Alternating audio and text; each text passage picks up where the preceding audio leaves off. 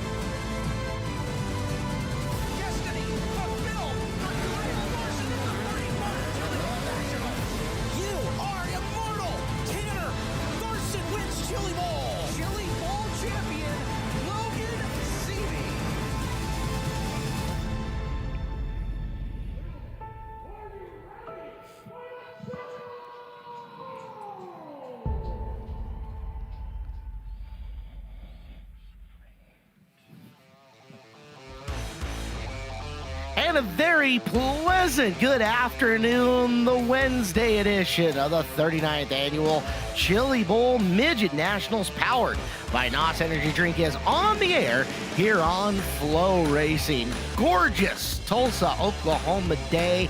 Beautiful outside. Things about to get even prettier on the inside. I'm Caleb Hart. He is Blake Anderson. Our third night of Chili Bowl preliminary action. And Blake, first two nights going to be really hard to top what we have seen already, but we got a chance with this field. Boy, last night absolutely phenomenal. Monday night great as well. But tonight I feel like this field just gets even deeper. We've got 73 cars signed in and some big heavy hitter names going tonight, Caleb Hart. Including the greatest of all time once again, Sammy Swindell in the house. Wednesdays traditionally for the longest time were Sammy night. Tonight, a whole bunch of young up-and-comers looking to make their mark on a Wednesday evening here in Tulsa. I'm excited. I mean, I'm excited to see, does the cushion get on the fence like we've seen it? That's the thing.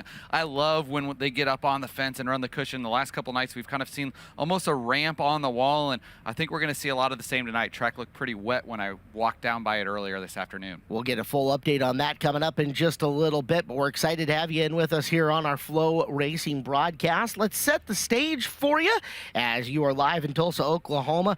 This racetrack, we've been running it twice a year for the Tulsa Shootout Chili Bowl Nationals since 1987. We're on a fifth of a mile, slightly banked, I should say. The Tulsa Speedway dirt out here, mixture of that and clay that they will roll around, ripping at speeds. We'll see them in the low 11 to high 10-second bracket here coming up in Dirt Draft Hot Laps. Outside 51 today. Beautiful clear skies and, of course, a little bit of wind. But with the roof overhead and all this square footage we have, it's always 72 and sunny inside the building. You never have to worry about a rain out with Chili Bowl. It's a wonderful, wonderful thing, Blake. That's the beauty of the Chili Bowl, right? You come here, you know you're going to see 6 nights of racing. You can sit in here in a T-shirt and jeans and enjoy some great racing tonight. going to be much of the same, Caleb. First 2 nights have been amazing, and the format for tonight will follow as such. We've got the Dirt Draft Hot Laps coming up in just a little bit, followed by opening ceremonies. 73 cars sorted into 8 heat races tonight, so 8 heat races worth of action where the top 40 in points will transfer on to the qualifiers. Everybody that goes position 41 through 73 will split into 2 C main events that come up on the program. Those C mains, 12 laps of the top 4 cars from those 2 Cs transfer in the back of B main number 1 and B main number 2. Who's going to be in B main number 1 and B main number 2? Everybody who doesn't get through a qualifier. 4 10-lap qualifiers coming up. Top 16 in combined heat race and qualifier points will lock directly into the A main. The remaining 24 will be split into B1 and B2. 15 laps of distance apiece on those. Top 4 tag the back of the A main. And tonight, 30 laps, 24 cars, and only 2 spots available to lock into Saturday night's show, which so far, Kyle Larson and Shane Golobic, Landon Brooks and Brenham Crouch in a surprising Tuesday night, but an entertaining one at that. California having a very, very good Chili Bowl National so far, and Brenham Crouch really making his mark here on the national scene as of yesterday. Yeah, the Texan was impressive last night. 28 laps led, and I think last night Brenham Crouch kind of firmly planting himself on the national scene. He's been racing nationally the last year with Kubota High Limit Racing. I think that kind of paid a little bit of dividends this last night, the past year. Sure showed that he was ready to step up in competition and go out and make his mark. He'll be into the A main on Saturday to the pole shuffle, but we'll talk about that a little bit later. Our great broadcast crew is augmented by a lot of fantastic other announcers, and one of them has drawn infield duty tonight. Chris Wilner, how you doing down there in the middle, bud? Caleb and Blake, I'm fantastic. Good to be out here in the fresh air inside the SageNet Center here at Expo Raceway. I've been keeping my eye on this racetrack and talking with the officials, including Brad Chandler, Chili Bowl Gravel on Twitter, who leads the track official crew. Also, plenty of amazing staff, by the way. They've been doing a fantastic job. But he told me we are in the cycle now of rinse, lather, and repeat.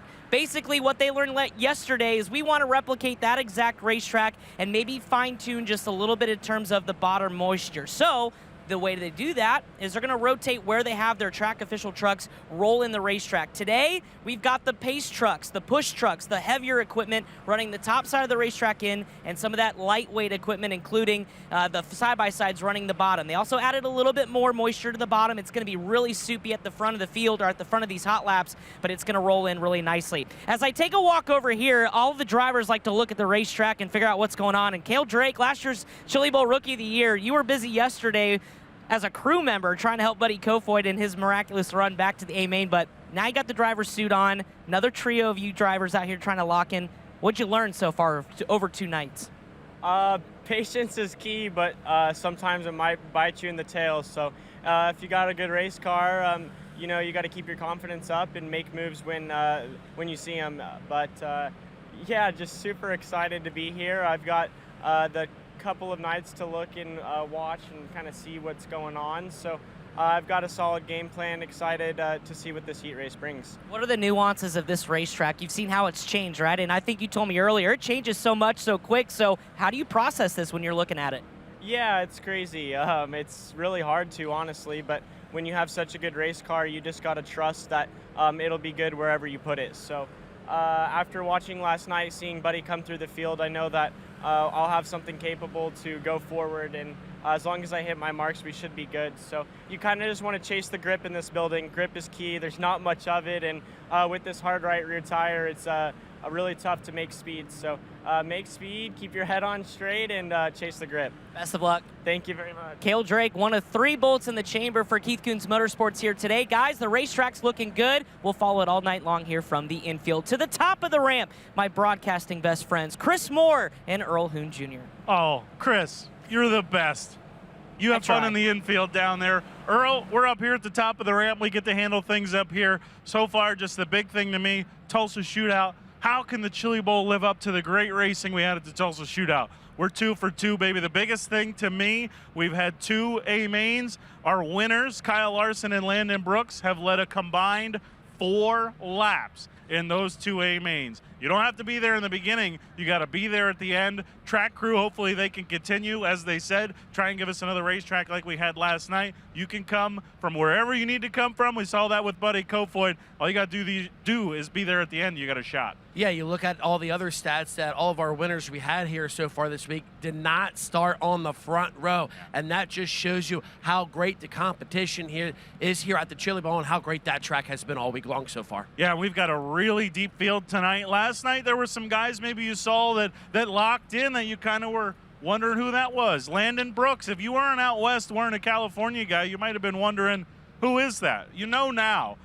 Tonight, I don't know that that's going to be the case. We don't have any of the quote-unquote Big Five, but we got a lot of really, really fast race cars tonight. It's going to be a war to get one of those lock-in spots. And with us getting closer to Championship Saturday, you could see last night on the program that emotions are starting to boil over as we witnessed that at the top of the ramp last night. Absolutely, and I expect that to only pick up as the more and more people file in here, and yeah, we get further and further into the week. So, folks, that's going to wrap up segment number 1 here on night number 3 of the 39th running of the Chili Bowl Nationals, powered by NOS Energy Drink. We're slowly getting cars here in staging lane for Dirt Draft Hot Laps coming up in just a few moments.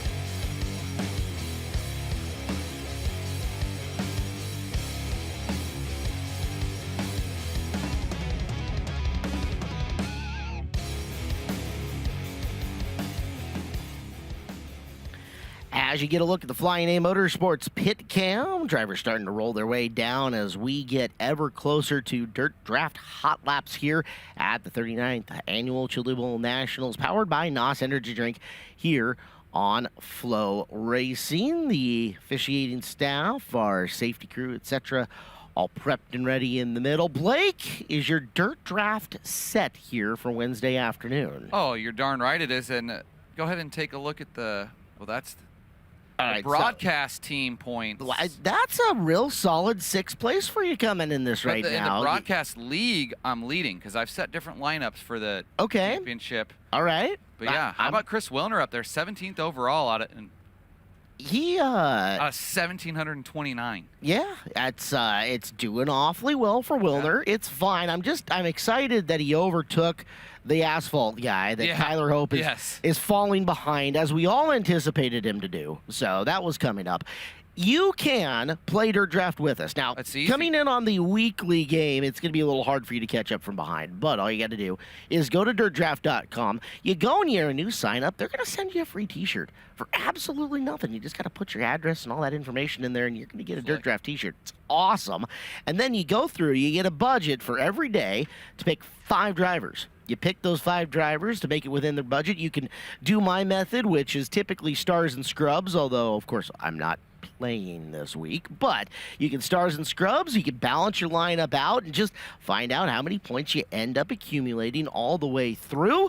You can beat all of us on the airwaves. You can take on your friends and more. And again, you're getting a free T-shirt for new subscribers. Anyway, you can sign up at dirtdraft.com, or Dirt Draft app is available both on Google Play and the App Store for Apple. Easy to get to, easy to nab, heck, easy to open and get through. It's just a simple, easygoing, and fun thing to do. Chance for you guys to play along with us here at the broadcast team and potentially kick our rear ends, or worse, at Dirt Draft. It's easy. Who you got? Are you willing to give it up before we go on the air? You could still switch it up during hot laps. The league is where I've been having a lot of success. In our little league that we have that'll be coming. You'll be able to do leagues in soon. They're working on some beta stuff on that, so that's exciting. The league home, I got to see who I got today. Give me a second. All right, you look for that. Look for that. We're going to give you some ideas of some guys that you might have a chance to pick. But first, we got to tell you who our last 10 winners are on Tuesday night. Big thank you to Winters Performance. Win with Winters, as it has been very singular name dominated over the years, with one little exception in 2016, Rico Abreu. That's right. As you see, 8 entries of the past 10 years, Rico Abreu winning on there. Travis Berryhill, which was about the biggest upset of a prelim night of all time in 2016. Pretty incredible. And then last year, it was the coming out party for Corey Day, who goes tonight here at the Chili Bowl Nationals. Got a chance to talk with Corey pretty extensively here up in the pit area, and calm, cool, and relaxed when it came to racing tonight. That's for sure, Corey Day. Got a lot of other things going on in life, but as far as the car goes, happy camper. Of those 10 names listed there, Corey Day, the only one that's entered the Chili Bowl this year too. And Corey, you nailed it. He's always relaxed. He has a real good attitude coming in. You know, even car co-owner Willie Kane has got some very, very calm, cool, and relaxed vibes going in and about him. Him and Cole have built a really good operation for Corey to come out and try to take a W with. So. All right, so I'm peeking. I'm looking at the Dirt Draft here. Yeah, that's just the rough start, but I feel good about it. You're going with, for the most part, a bit of the younger crew with a couple of veterans mixed. Yep. I like your mix. Yeah. That's a good mix. That's a mix that could go way up in these point standings and put Kyler even further behind, like he deserves. I got to get past him. I got the league handled, and I got to get the group, the big group. I believe in you. Just got to beat McKim. Really, Kyler. I just got to beat McKim. Can you beat McKim though? Yeah, truly. Well, he's always going to figure out. Day. Yeah, he is going to figure out how to come out on top. So, well, let's take a look. We got some notable entries, some ones to watch, and there's one I'm watching right there that I got on my team. That's right, the G-Man, Garrett Benson, taking a look. Teammate to Teamez here this week, and lots to be learned for Garrett. Should be a fun night. Oh, the legendary Colfax Comet is here in the house. The Jasper County hero, the pride of Colfax, Iowa, 2017 heat race winner. He even shined up the header for us, just a hair. So Robert's ready to roll. That's right. We'll see him early. He's in heat race number 1 coming up. Colby Copeland running for the victorious Matt Wood Racing camp from last night. They've got 2 lock-ins already, a second and a first. And there's Matt right there, sitting on the right rear there. Colby looking to be number 3 here on the night. Corey. Hey, there's the guy you were just talking about. That was a really good long conversation with Corey and with Willie Kane. They took 15 pounds off just the engine alone this year on that car. That engine is older than Corey. That's impressive. And yet it still runs. It's a brand new race car for Sammy Swindell. Swindell, the Chili Bowl GOAT with more golden drillers than anybody else as far as it goes. The chrome down tubes are awesome. Using Docal on the car instead of 4130 here this year. It's a Ripper chassis. Jason Pursley has definitely been turning some heads. That car has had some speed. He has been fast over the last couple of weeks here at Tulsa, running for Chad Boat Industries. There's Kyle Cummins. Boy, Cummins really had a loud night of racing a couple of years ago on a Friday night performance where drove really hard and ended up with some great results. He will go here on the Wednesday night edition. One of our guys, pretty good in anything he drives. Open wheel fenders, you name it. Timmy Buckwalter running the second Matt Seymour car. We saw Hank Davis have to charge through a B main last night to end up with a relatively good result. And there is the guy. He has been the shootout king over the last couple of years. No extra drillers this year, but tonight, flying the flag real high for Keith Kunz Motorsports. Emerson Axum, good looking ride for him. Excited to see what he can do. Yeah, we've got a lot of young talent tonight going mixed with some crafty veterans. Going to make a fun mix tonight. And Keith Kunz Motorsports there in the corner, they are going to be busy with 4 entries, as you heard Chris Wilner say early on in the show. Should be a fun evening for them. Going to be a fun evening for us. We're getting ever closer to Dirt Draft Hot Laps. We're coming back with more live on our coverage of the 39th Annual Chili Bowl Nationals, powered by NOS Energy Drink here on FloRacing.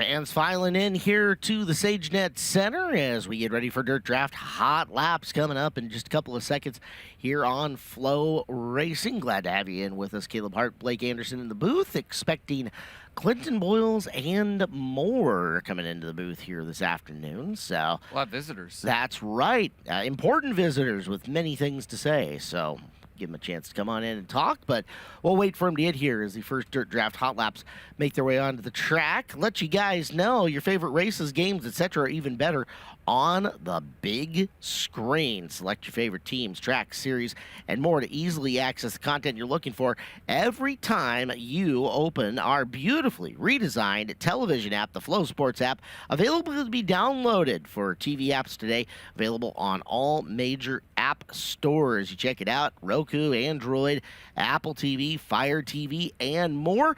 Go grab the Flow Sports app and get all of the content that we send down all of our, I want to say 20 plus tiles, 27 or so tiles within Flow Sports. So whatever it is that your flavor is, your sports better on the big screen with Flow.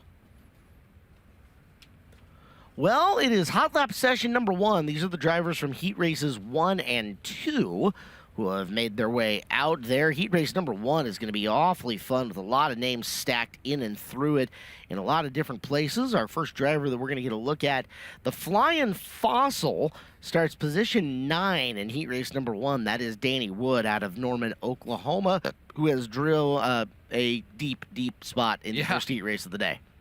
But passing points on the table, and we were talking about it in the media center earlier. You go 9th to 5th in a heat race here at the Chili Bowl, and you're probably sitting okay. You go 9th to 5th at the shootout, and you're thinking, man, not good. Work to be done.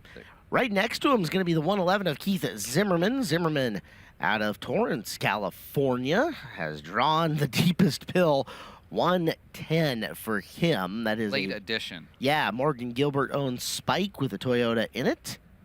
And he was a TBA just up to a couple of days ago. TBA up to about a couple hours ago, actually. They came up to the draw and said, oh, we're actually good. This is what we're going to do. All right, here's our driver. Let's go rip. That is Gordy Gundaker out of St. Charles, Missouri in the 14G you're getting to look at. He is outside row number 2 coming up in heat race number 1. Excited to see what he can do in the Rams racing car.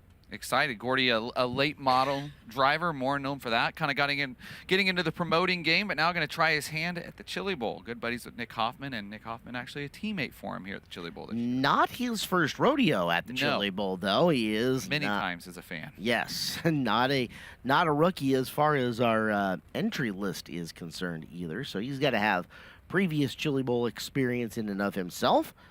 Take a look. That is the 70 of Cade Cowles. Cowles in the non-down tube car, or at least the mid-rail car, is going off outside row number 4 from Coweta, Oklahoma. Cade Cowles, the guy that drew in a little late. There is the Comet. Boy, a guy that loves this building as much as anybody, Caleb Hart. That has got to be the tallest halo on a car of anybody else there. They added that, though, because in years past, it's almost been scary. Robert's head kind of almost above the halo in the car, so they had to add a little bit of addition for some safety for Robert there. So Robert's going inside row number 2 tonight. He will start, I'm going to say he is flanked by a lot of good race car drivers, so it'll be interesting to see what happens. Nice thing about Robert, you know where he's going. Yep. He's going to stay on the bottom. He holds his line, Clint. Yeah, he'll be smooth down there, and he's got a lot of stagger on that thing today. Will Armitage from Athens, Illinois, car number 83, inside row number 4 here in the first heat race as Clinton Boyles makes his way into the booth. Clinton, good afternoon. Welcome to day 3. How you guys doing? We're good. How about yourself? I'm doing all right. Last night was Chili Bowl for you every once in a while, right? Yeah, it just, some days it's your day and it wasn't mine. That's okay. That's Chili Bowl. It's amazing how fast things happen, right? That happened awfully quickly, and it was a very narrow margin of error that was being used on the front straightaway, unfortunately. I mean, that's hard racing, right? And you know what you're racing for, and everyone just trying to do what they can, and it just didn't play out in my favor, and that's, like we talked about, that's Chili Bowl, and I'm not the only one this week that's going to have misfortune or something not play out the way they want it. So it's, that's how it goes. We'll see if it happens again tonight to anyone. Blake Hahn on the racetrack in the 52, getting some engine heat. He is not scheduled to go in the first 2 heat races. We are supposed to see him tonight. Yeah, heat race 7, starting tailback on the field. Yeah. Good heat race for him to be in. Very. Heat 7, you're starting at the tail. You're thinking that's a good opportunity to pick some cars up. By then, the track should be real nice. Absolutely. Defending Wednesday night champion Corey Day out of Clovis, California, outside row number 1 for this first heat race. That's a nice spot for Corey to just grab a layup early on in his night. Yeah, Wikipedia drew in for Corey today and drew the 11 pill, I believe, and he was upset about it. Good number. Like, man, that is the easiest path into the front couple rows of your feature from front row outside of a heat race. Yeah. You're in great shape. Some guys like to work too hard. I think some guys sometimes overthink it too here. Yes. So they'll thinking, oh, I got to start 4th or something to be sitting good. You start 2nd when you're heat race, you're going to be sitting pretty good. You look at the points. I mean, it's 105 to win from outside row number 1. Then you put another 100-plus point effort together in the qualifier. You're Right in there. the main, and the more points you can put together in that qualifier to help you out, the further up you're going to be in it. But it'll get you in the first 4 rows. It's a quick path to having a good shot at it at the end of the night. And like Logan Seavey, he said to me yesterday, there's no bad pills, right? When you're fast, you're fast. There's no bad pills. Yeah. So that's, you can find out a guy's confidence real quick by his reaction to pill draw. Pill draw sets you up for one race, right? It's a heat race. And then what you do with it, what happens from there is all on what you can do with the race car. Look at Buddy Kofoid last night, right? Kofoid comes through. Doesn't have a monster heat race, but it's a good one. Qualifier, I'm sure he wish he could have back, but everything he did from the B main forward completely worked. Yeah, absolutely. And Blake gets to see a lot of emotion at the pill draw and get to see guys' reactions. It's I'm sure that's interesting every day. It is, and the interesting thing is guys will come up and say, what do you want? I just want a good pill. Well, what's a good pill? What's a good pill? I don't know. Well, then... Yeah. And the other Stick guys your hand in there, pull it out, and see what it is. And then other guys just come in, okay, drew a 97, cool. That means I got to pass cars and get to 5th. Other guys, you get the guys at Robert Bell, all Robert wants is a 1. He just wants to start on the front row. That's all Robert wants, a low pill. Then I think the first one of the night, we're standing there, and a guy standing behind us says, I think it's going to be a 42. 42. Man. Like, all right, go buy a lottery ticket. Yep. Who called that one? I can't. It was a guy standing next to Sean in the Dirt. Sean in the Dirt stands there the whole time. Northwest #1 podcaster, Absolutely, Sean in the Dirt. Sean Yes. in the Dirt, an all-around nice guy. That's right. Kyle Cummins there, boy.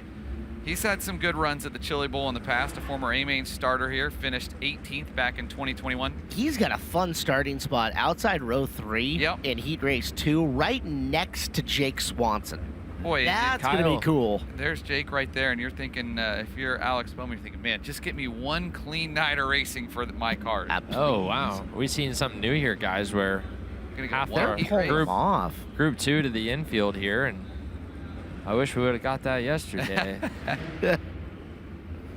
Maybe like that's huge. I mean, I think it's smart. You talk about how scary hot laps are. It truly is scary. I can imagine to run around out there with there'd be 19 cars on a greasy wide open track. I wonder if that's a function of the fact that we do have big first and second heat races tonight, 10 and 9 cars respectively. Well, and we have time. I don't think we're in a rush in any sort of way to get these guys through, and probably produces a little better first heat race racetrack. Look at the drivers involved in the first heat race, and they're all going to be thanking their lucky stars that they were doing it that way, too. Yeah. Everyone except for Corey Day. Corey's got some good drivers in and around him here to start this off. They'll come up to speed, and we will see how things shake out as Dirt Draft Hot Laps are underway. Day kicking up some serious clay. Yeah. Coming in and through. Are you ready to be surprised, Blake? You remember how gentle the splattering of the clay was the first time you were in here? Now it's like it feels like the window's going to come through. Get ready to get machine gunned. Yeah. I mean, Kyle Egan to come clean our window for us. Tyler Robbins in the 35. He's one of the co-owners of the WFO 600 series. Got a yellow Robert Bell just in front of us. We got another car stopped in turn 3. Okay. Cade Cowles. Yep. Cade Cowles, yeah. Good spot. There's some smoke coming out of Cade Cowles' car, so we may have one blown up here. Chris, Robert Bell is stopped in the racetrack and America is weeping. Yes. I know, I'm heartbroken. Was sensing some magic maybe here in the building for Robert. Did you take him in your dirt draft? No, unfortunately not. But Robert knows it's not personal. Okay. We were talking earlier. We all think that Bell should be like a bonus 6th pick for everybody. If you want it, just program him in. You can have him. We'll have to get with Clint Dahl on that at Dirt Draft. Clint, I am just saying, Drop next that year. in the notes for 2020. I don't know how hard it's going to be with the programming, but everybody should have an opportunity to have Robert Bell on their dirt draft team. Period. End of discussion. Make him like a freebie 0-pointer. He could just be just free. Yeah, you that's what I'm saying. You don't get a 6th pick, but you just get a free driver. Free driver. That's a good way to do her. Great flag back out. 91X of Danny Wood.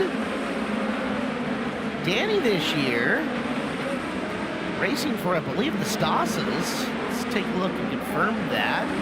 And yes, Mark Stasa. It's a Spike powered by a Stanton SR 11X. Taylor Reimer on screen. She hasn't done a lot of dirt racing this year, Clint. Picked up 4 wins in a pavement late model in North Carolina, though. Yeah, setting up for a big year next year. I believe running full-time ARCA. Boy. Will Armitage. The MOA champ. Can't park there, Will. Armitage with the right front over the rear bumper of the 35 of Robbins. Big year for Will this past year. Picked up the MOA championship. 410 win this year at Red Hill in September. Yeah. Man, I'm glad we don't have 19 cars out there. Yeah, jeez. Talk about a good call. Day's been the fastest so far. Wood 2, Gundaker 3, Reimer 4, Armitage 5. One thing we had talked about, guys, we're slow this year in general. We have seen 11.2s in hot laps. Yeah. Normally we're like 10.4. You were 11.4 last night. Yeah. Cameron was 11.2. Yeah. And we were 11.2 night 1. Yep. 11.2 is as fast as we've seen. We're like 7/8 off the pace. Well, here comes group number 2. We'll see with a very juiced up racetrack what they can do as far as speeds go. Cummins in the 3G. That is a combination Kyle Cummins, Glenn Steyer's owned car. Spike with an SR 11X. Glenn Steyers, that's a guy that does a lot for racing. The proprietor of Oswegan Speedway up in Canada. Yep. He keeps a lot of drivers rolling around in a lot of different capacities. In a modified sprint car, you name it. It's Cale Drake. Busy night for Drake, as Chris Wollner was talking to him in advance. The thrash on the Buddy Kofoid car definitely took a chunk out of some of the Keith Kunz Motorsports drivers. Keith Kunz Motorsports Curb Agajanian. It's a Link chassis. It's Speedway Toyota and Eibach sponsorship on the Cale car.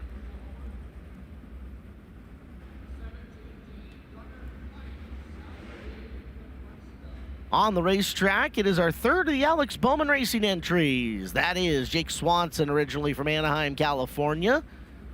The Ally-sponsored cars. Spike with an SR 11X underneath the hood for Jake.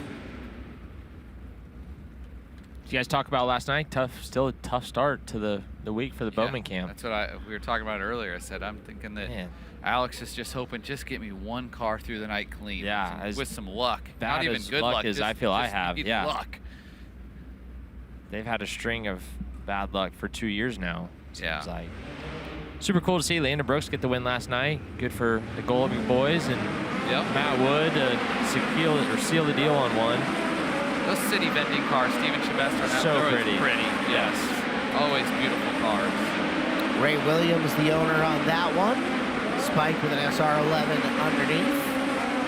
Give me all the gold leaf, Clint. All day, every day. I'm with you. Dogwater car made our best appearing, or at least the top 10 for the best appearing. So, so Tony Vermeer. Gold leaf, please. Yeah. He's tuned in. He was watching last night, making sure Hunter and I didn't do anything crazy. We'll go to Jen, and Jen will make it happen. Yeah, she's the boss. 17D of Gunnar Pike. Rookie this year is Gunnar out of Nebraska. There is Drake and Swanson battling. Drake will start outside row 1 in heat 2. Swanson inside row 3 in the same heat race. 11.5 our best lap. This is nothing as far as the shower of clay goes, by the way, Blake. This is tame. Yeah. This is tame? This is tame. Okay. I'm going to have to get out there and clean the glass here. Cowboy tried to do it yesterday and nearly hosed down all of our equipment inside the not waterproof booth. So we need to take we need to take a time out. We'll be back with more Dirt Draft Hot Laps coming up after this out our 39th annual Chili Bowl Nationals, powered by NOS Energy Drink here on Flow.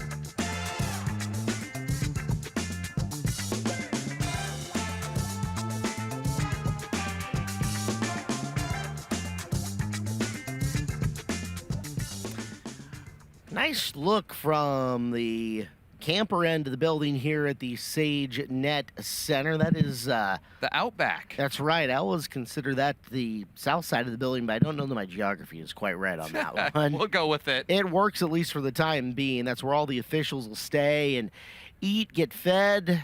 All the track crew workers and such like that who put on some very long hours over the course of this. As welcome back inside the building. It is Hot Lap session number 3, featuring heat race cars from the 3rd and possibly 4th heat race. We will see if they all end up sticking out there after engines fire.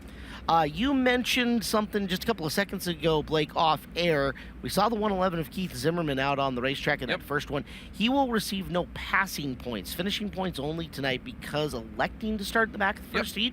So they were one of the TBAs that entered late, and they came up and said, we just want to start at the back of a heat. And we told them, hey, you're not going to get passing points that you like to do. And they said, that's no problem. We're having some fueling problems, so they aren't really sure how well it's going to run. So that's what Keith Zimmerman will do. Just take the finishing points, no passing points. So the 7AU, that's Harry Stewart. He's from the Gold Coast of Queensland, Australia. Beautiful city. One of my favorite cities I've ever visited. Gold Coast is incredible. I need to make a trip out there. Yes.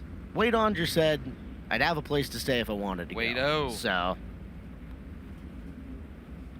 driver getting some engine heat, hood off, trying to pick up the Now, that might be tag. Elijah Guile. It said, Yep. He's not going tonight. Look at Emerson Axum, the curb records, 68. Elijah goes tomorrow. Emerson flying Indianapolis Colts colors on that car. Bold. I like it. I do too. It's sharp. I like that blue. I think that's a contender for best appearing car of the night. Although Keith's cars are always sharp and clean. So. They are. You get a new design studio out of New Zealand, Heater Designs. And they put some heaters down. Wait, Heater Designs? I think it's what it is. Heater Designs, like he did my car this year. Okay. Beautiful car. Yeah. They're not giving Earl royalties, are they? No, they are. Okay. Maybe they should. Yeah. It's Lane Goodman in the 11 out of Tulsa, Oklahoma.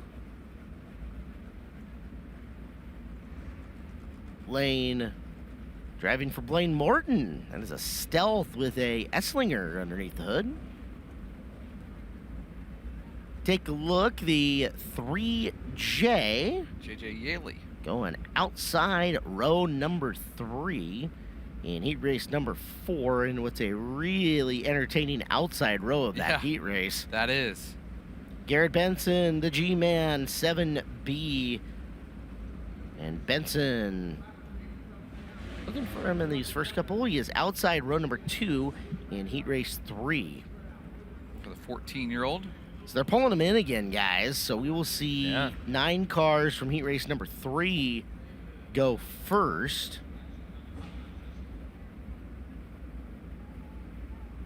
We'll get you a look at who the heat race 4 drivers are in a bit, but heat race 3 stays on the track as Sammy Swindell rolls across your screen. Sammy outside row 3 in heat race 3. He'll be in the 6th starting position. Good spot for him.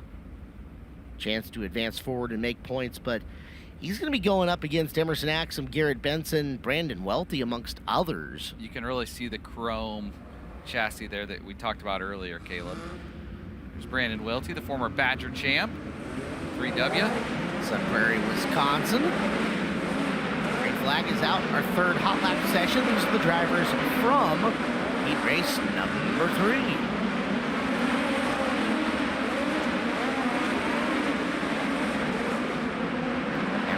Someone looking in down the back straightaway, see what kind of lap he can cut. Gasses her up and makes a whole bunch of space up. As Axum now off the gas. Kind of just trying to create a little space for him as the yellow lights are on. More than that, he may not have enough tear-offs on. You see him wiping the visor? He might have ripped the entire stack already. Well, at $1 a pull, sometimes you just don't want to pull them all. The dirt inside this building does wipe off really easily. Okay. Does it smear? No. Really? Nope. It pops right off. So back to green flag action. Swanson, Cummins, Axum, 75A of Hobson, who was rolling earlier. He was from heat race number 2, and Cale Drake right now your top 5.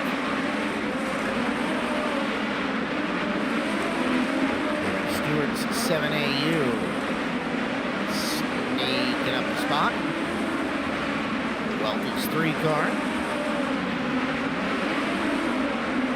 Axum doing 11.42. He's the fastest car on the track now. Zach Hampton, one of the Team Jack cars, the 22J, as Sammy Swindell gets it. Unofficial, it didn't score because yellow was out, but his last lap was an 11.31. There it updates. Well done, Sammy. And you mentioned Team Jack. I talked about Team Jack yesterday, if you remember that. I do have some sad news. Just happened today. Mark Birch sent me the news that Jack Hoffman actually passed away today. With the Team Jack Foundation, so certainly sending our thoughts and prayers to them, but really, really cool what Mark Birch does for that foundation. But that's the unfortunate news that Mark sent me this morning. Hate to hear that, 100%. Yeah. Heat race 4 cars now on the track for our 4th Dirt Draft Hot Lap session. Timmy Buckwalter from Douglasville, Pennsylvania. Buck Walter has had some monster runs here in this arena and gearing up for another one here on a Wednesday night. JJ Yaley, the 3J, he'll start the row right behind Buck Walter. Yaley this year, 3J, a Petty Performance Racing owned car. It's a Ripper with the Stanton SR11X underneath. Car number 11, Lane Goodman. We saw him a little earlier. That is Ryland Gray, the 3U, part of the Trifecta Motorsports camp. Also out there on racetrack, Jake Newman's 3N. So 3 different 3 cars in the 4th heat race. That's how it works out sometimes. You get a look at Gray hustling into turn 1.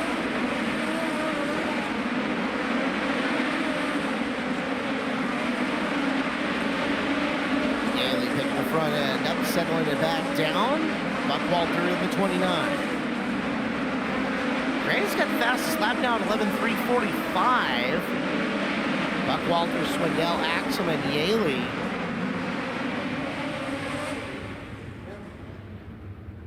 So the battle of the 3 cars there. Ryland Gray, quickest lap so far in hot laps, has 4 sessions down. Theoretically, another 4 to go. Let's check in up top, the K1 Race Gear interview with Earl Hoon. Yeah, guys, caught up here with Gordy Gundaker. We were just talking. Each time you hit the track the other day for practice, it was pretty much slicked off. This is the first time you've seen it really tacked up, and you feel comfortable out there in your first hot lap session. Yeah, you know, obviously there's not a lot of grip out there. You know, it's kind of slimy when we first got out there, so just a totally different feel. But I got better there by the end of it. You know, I just figured out you got to really drive these things hard and sideways early. So, no, I definitely made some good laps the last 2, which makes me feel confident going into the first heat race. Not ideal, but it is what it is. So, yeah, you know, the guys gave me a great car so far. Now I got to do my job and try to get a couple spots. As a driver in all the big events that you have been in, where do you rank the Chili Bowl? I know this big events. Man, it's the top 5 for sure. You know, I'd say, you know, you got the Dome, the World 100, the Knoxville Nationals, the Chili Bowl. It's right up there. It's obviously the biggest race for midgets. So, you know, I've came here for a long time, always loved this event. So to be participating in it, it's pretty cool. And you know, now I just hope we can find our way into the A main tonight and see what happens. Gordy Gundaker, guys, is just going to start outside row number 2 in heat race number 1. Gundaker and the Hoonicorn starting things off up at the top of the ramp. You're welcome. All I can do is laugh at you, Caleb. Steal it, put it on a t-shirt, print it, make millions off it. I don't care. We're good. Down the ramp we go. Heat race number 5 and 6 should be joining us on the track for hot lap session number 5, 6. Ramp Cam brought to you by NOS Energy Drink, and Caleb Hart also brought to you by NOS Energy Drink. Yeah. Today. He's on his second one of the day. Yeah. It's not 0, though. It was a long night last night out at the Hard Rock, so it was a long night. We're in recovery mode. Some longer nights for some folks in our broadcast trailer than others, but we thought we lost Will for a little while. And, yeah, you know, the text at 2 o'clock in the morning was appreciated. Will, are you alive? 2/3 of the staff was there, so you know I was only waking up. Just Chris Moore. Yeah. Chris is on restriction. Yeah. I get it. That's all right. It's all right. We love Chris. Yeah, that's right. Logan Mitchell, Santa Cruz, California, out and on the racetrack. It's a good-looking car. I like the flames added onto that. Mitchell, the 96X. The 96 almost has the 98 feel. It's close. It's close. Same font, yeah. Same font. Little red outline. Bring the 98 back, Clinton. Man, I know. I want to. I love mean, the 98 so much. It's a good number. Joe B Farnelli carries the 98 right now, so one day. There we go. Preston Latimus there in the 28P. Preston, a winner this year in a 358 at Baps Motor Speedway in Central Pennsylvania. Driving a team car to the young Ruschenberg. driver Corbin Ruschenberg from last night. Scott Ruschenberg, the car owner. Hey guys, just checking in from the infield here real quick. You know, you were mentioning about the moisture and what we've been seeing in this racetrack. I just took a step out here in turn number 3.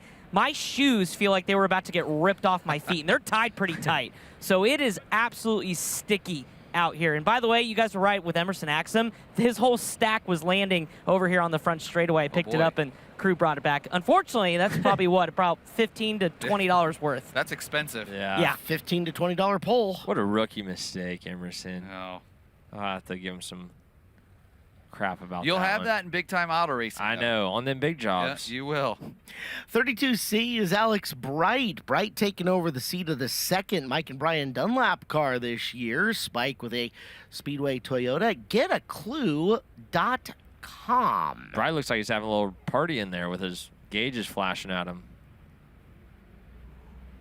You know, the cool thing about Brian is I've watched the ramp the last couple of nights, Caleb. Brian Dunlap, he just hangs out the ramp the entire night to help anybody that comes into the work area. His words, not mine. We were talking before he came into the event. He loves this because it's the world's biggest work area. That's what he said. And for Brian, it is, because he will go and help anybody at any point in time within this arena. That's cool. I like a guy willing to get dirty in the work area. He's a good guy. Our 7J car is Sean Jackson out of Bear, Delaware. I'm always, anytime I see the name Jackson, I just want to tip the cap to Keith Jackson and Sean Jackson. Rumbling, bumbling, stumbling. He is an Nelly. elite chassis. That is a Betts Garage sponsored entry, although Jackson owns the car himself. From Bear, Delaware, too. Love that. It's KJ. One of the Beeson Hard 8 cars, Spike with an Esslinger. KJ Snow is off some good runs in the shootout. And behind him, I believe that's one of our rookies in the 14. Trying to pick up the letter on it. 14T of Connor Spear. Yep. Spear, Fillmore, California. Take a look at the 22A on the racetrack. Driver going inside row number 3 from New River, Arizona. That's Lonnie Oliver. He'll be in the 6th heat here tonight. Garrity Chevrolet and underneath a Triple X car that Lonnie himself owns. Steven Snyder Jr. Talk about heartbreak for the non-wing outlaw main event. Snyder took over the race lead in that late in the contest, only to have a right rear tire that could not hold up to the monster curb coming through turns 1 and 2. Snyder looking to turn his luck around here this afternoon on the Wednesday qualifier. And car number 42, Matt Carr. I believe this is Matt's rookie attempt at this, which is, considering how much we have seen him here in Tulsa. It is. Dean Franklin owns those cars. They're Boss chassis with Garrity engines.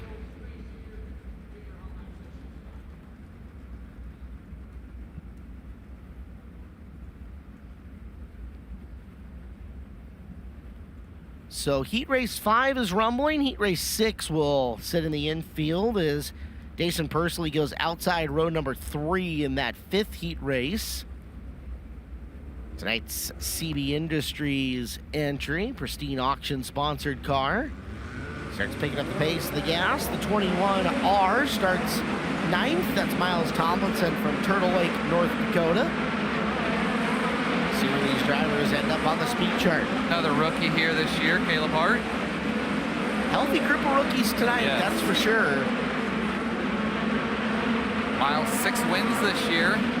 There's Lonnie Oliver in the 22A. He was 13th in J-Main number 2. His last appearance for Lonnie Oliver at the Chili Bowl, 2006, in the Kevin Studley J-Main.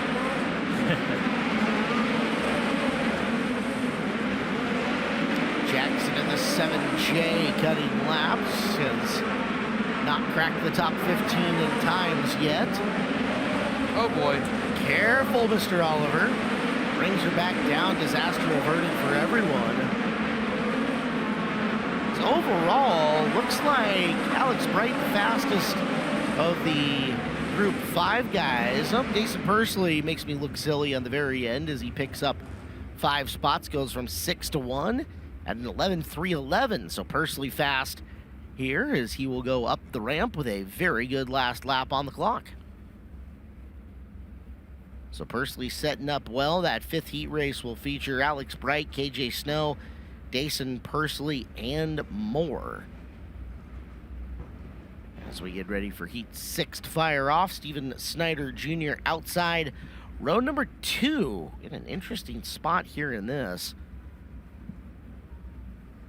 Running one of the Chase McDermott Racing cars out of Rising Sun, Maryland.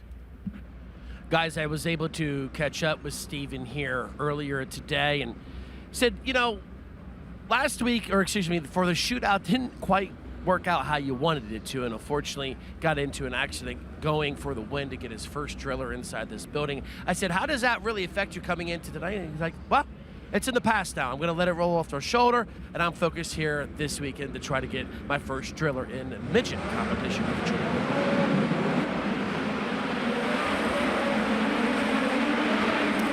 Cody Swanson driving the Mission Foods sponsored number 4 car. Swanson's going to start on the inside of the row with Snyder Jr. on the outside of him. Max Adams outside row number 4 in the 40. Tanner Berryhill, the Second Opinion Auto Center number 2B, starts 9th in this. Saw Tanner at lunch today. Earl McNeil Jr. there in the 60M. Colby Stutterfield's 21C. Berryhill with the fastest lap, 11:2:57. Many laps as he has around here. We shouldn't be surprised that one of the faster cars, Berryhill, veteran of the Chili Bowl, is currently sitting on top of hot laps with Pursley, Bright, Gray, and Buckwalter rounding out the top 5.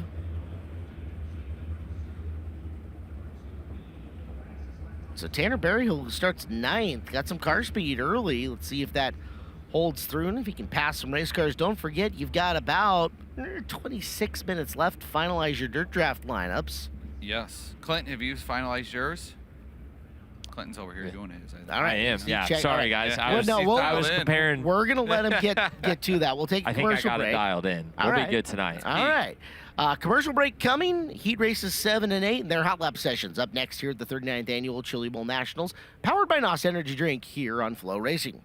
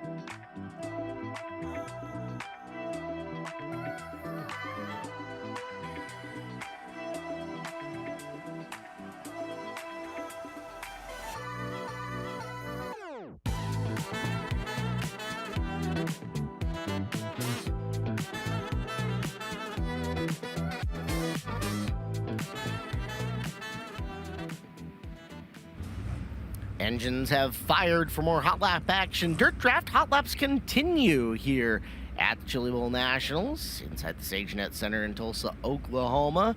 And a look at Mitchell Moles rolling around here on the raceway in the Reinbold 19T. Should have 1 or 2 more sessions of hot laps. It has been a session per heat race, which is outside the norm for us, but we'll go with it so long as it is. Colby Copeland is outside row number 1 in heat race number 7. The Roseville, California driver trying to continue Matt Wood Racing's string of 3-for-3 lock-ins. They got 2 so far. Second place were Shane Golobic on night 1 and the winner Landon Brooks last night. See if Colby can keep it up. Jet Yantis. Start turn for him, although that is not Jet. That is our 4D of Dustin Smith. So Smith in the 4D. We've got another one of our rookies. Yeah, we also have 3 different 4 cars between these 2 heat races. 46X trailing around. He will be in heat race number 8. That's Joe Cotta from Goshen, New York. You remember Cotta? I bet you ran with the All-Stars a time or two, right? Absolutely ran the All-Stars races when we go to New York. Not heard from Joe in a few years. Joe Cotta, he's been racing with ESS, Scone, and URC, kind of running the 360 scene up and around New York. Made some starts with High Limit this year, actually. Just a couple, because I think, you guys were in there twice this year? Twice, yep. Yep. Donnie Stewart's 5M on the raceway from West Burlington, Iowa. And there's another another Chili Bowl rookie right there, Oliver Billingsley. That's old school to have the plate on the side of your Nerf the pavement cars would have. It is illegal, I will say. It is against the rules from what I remember reading, because I've always thought that's so cool to do, and you're not supposed to have that, but maybe they'll get that fixed when he looks cool. It does look cool. I can appreciate the old pavement midgets, man. That was the ticket. Good stuff. Blake Hahn starts 9th in heat race number 7. It's a really good point scoring opportunity for him back there. He is he's had some good runs in this building between the Chili Bowl and the shootout. Talking last night about Kevin Thomas Jr., who has not, since we went to a 2 lock-in, has not been able to make it, but Blake Hahn has been Mr. Third Place more than a few times as well on prelim night. He's got a really good shot at her tonight. Green flag is out as number 25 of Steve Buckwalter in the corner and 1 upside down. Kevin Cook, 77X. 77K. Kevin last year was 12th in the C-Main on his preliminary night. He did not start on Saturday. The last time he ran on Saturday was 14th in H1. That was back in 2022. I believe Kevin a crew guy, isn't he? Or it was for Brady at one point, maybe? Yeah, I think he may help out with Brady, and that's a smashed oil tank right there on Aiden Gatewood's 37 car. Another one of our rookies this year. Nerf bar piled in. I wonder if Aiden maybe had stalled out right there, and Kevin, with nowhere to go, piles in, but he's your pole sitter in the first boy, heat he's going to race. fire back off. Hopefully that oil tank can still cycle oil just as well. Kevin with a broken front axle. The advantage, I guess if you say advantage, maybe they're in the 7th heat, so they've got time, but gonna have to keep just rolling. A frustrating start to your night. Yeah, I can imagine. It's certainly not the end of the world, and you should be able to, go back, fix it, mentally reset, and be ready for a heat race, but you'd much rather have a few laps here and be able to go back and just sit and relax. Aiden doesn't have a ton of midget racing experience from what I remember. A lot of 410 sprint car this year, some micro sprint. 410 starts this year. It was 5th at Benton, his best run of the year. Jim Hall Memorial. Chris Wilner. Yeah, quickly, Kevin Cook's car stuck here on the berm. Actually, the right side radius rod is actually bent directly 90 degrees down, and it's pierced about a couple inches into the clay. So they're trying to lift him out of it. But problems here on the flip side of the oil tank are going to be here as he continues to drag a line through the dirt and finally breaks off. Thank you, Chris.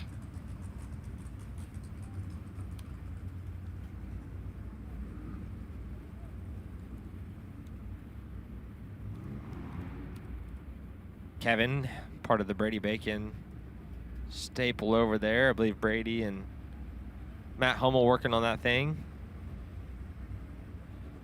I saw Matt yesterday prowling around the pit area. Jet Yantis in the really nice looking 4Y car. We know Jet not afraid to absolutely stand on the gas pedal. After his star turn run at the shootout, they come in the family-owned car. Spike Stanton SR 11X underneath.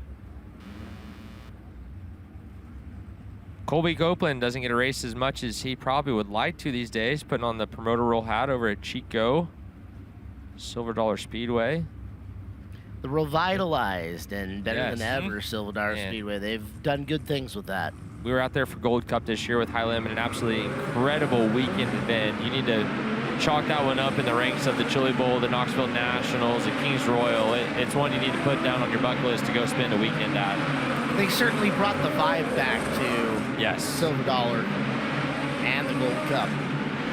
That whole West Coast swing with High Limit is, truly incredible to get to go out there and be a part of. And, if anyone's looking for a week, 2-week vacation to do, just go follow that swing. You see some of the most beautiful parts of the country that you can see, and some amazing racing along the way. Frame it up right around Labor Day weekend. Take like a week and a half off. Catch Gold Cup at Silver Dollar, and then the trip up where you'll have Douglas County, and then Skagit Speedway to finish off your Labor Day weekend. Yeah, that drive is just incredible. Got some length to it, but you see some of the most amazing views and mountains, and just really special. And if you can't make the trip out, you can catch it all on FloRacing. Well, Yantis ends up getting the quickest lap, 11:165. Quickest of the week.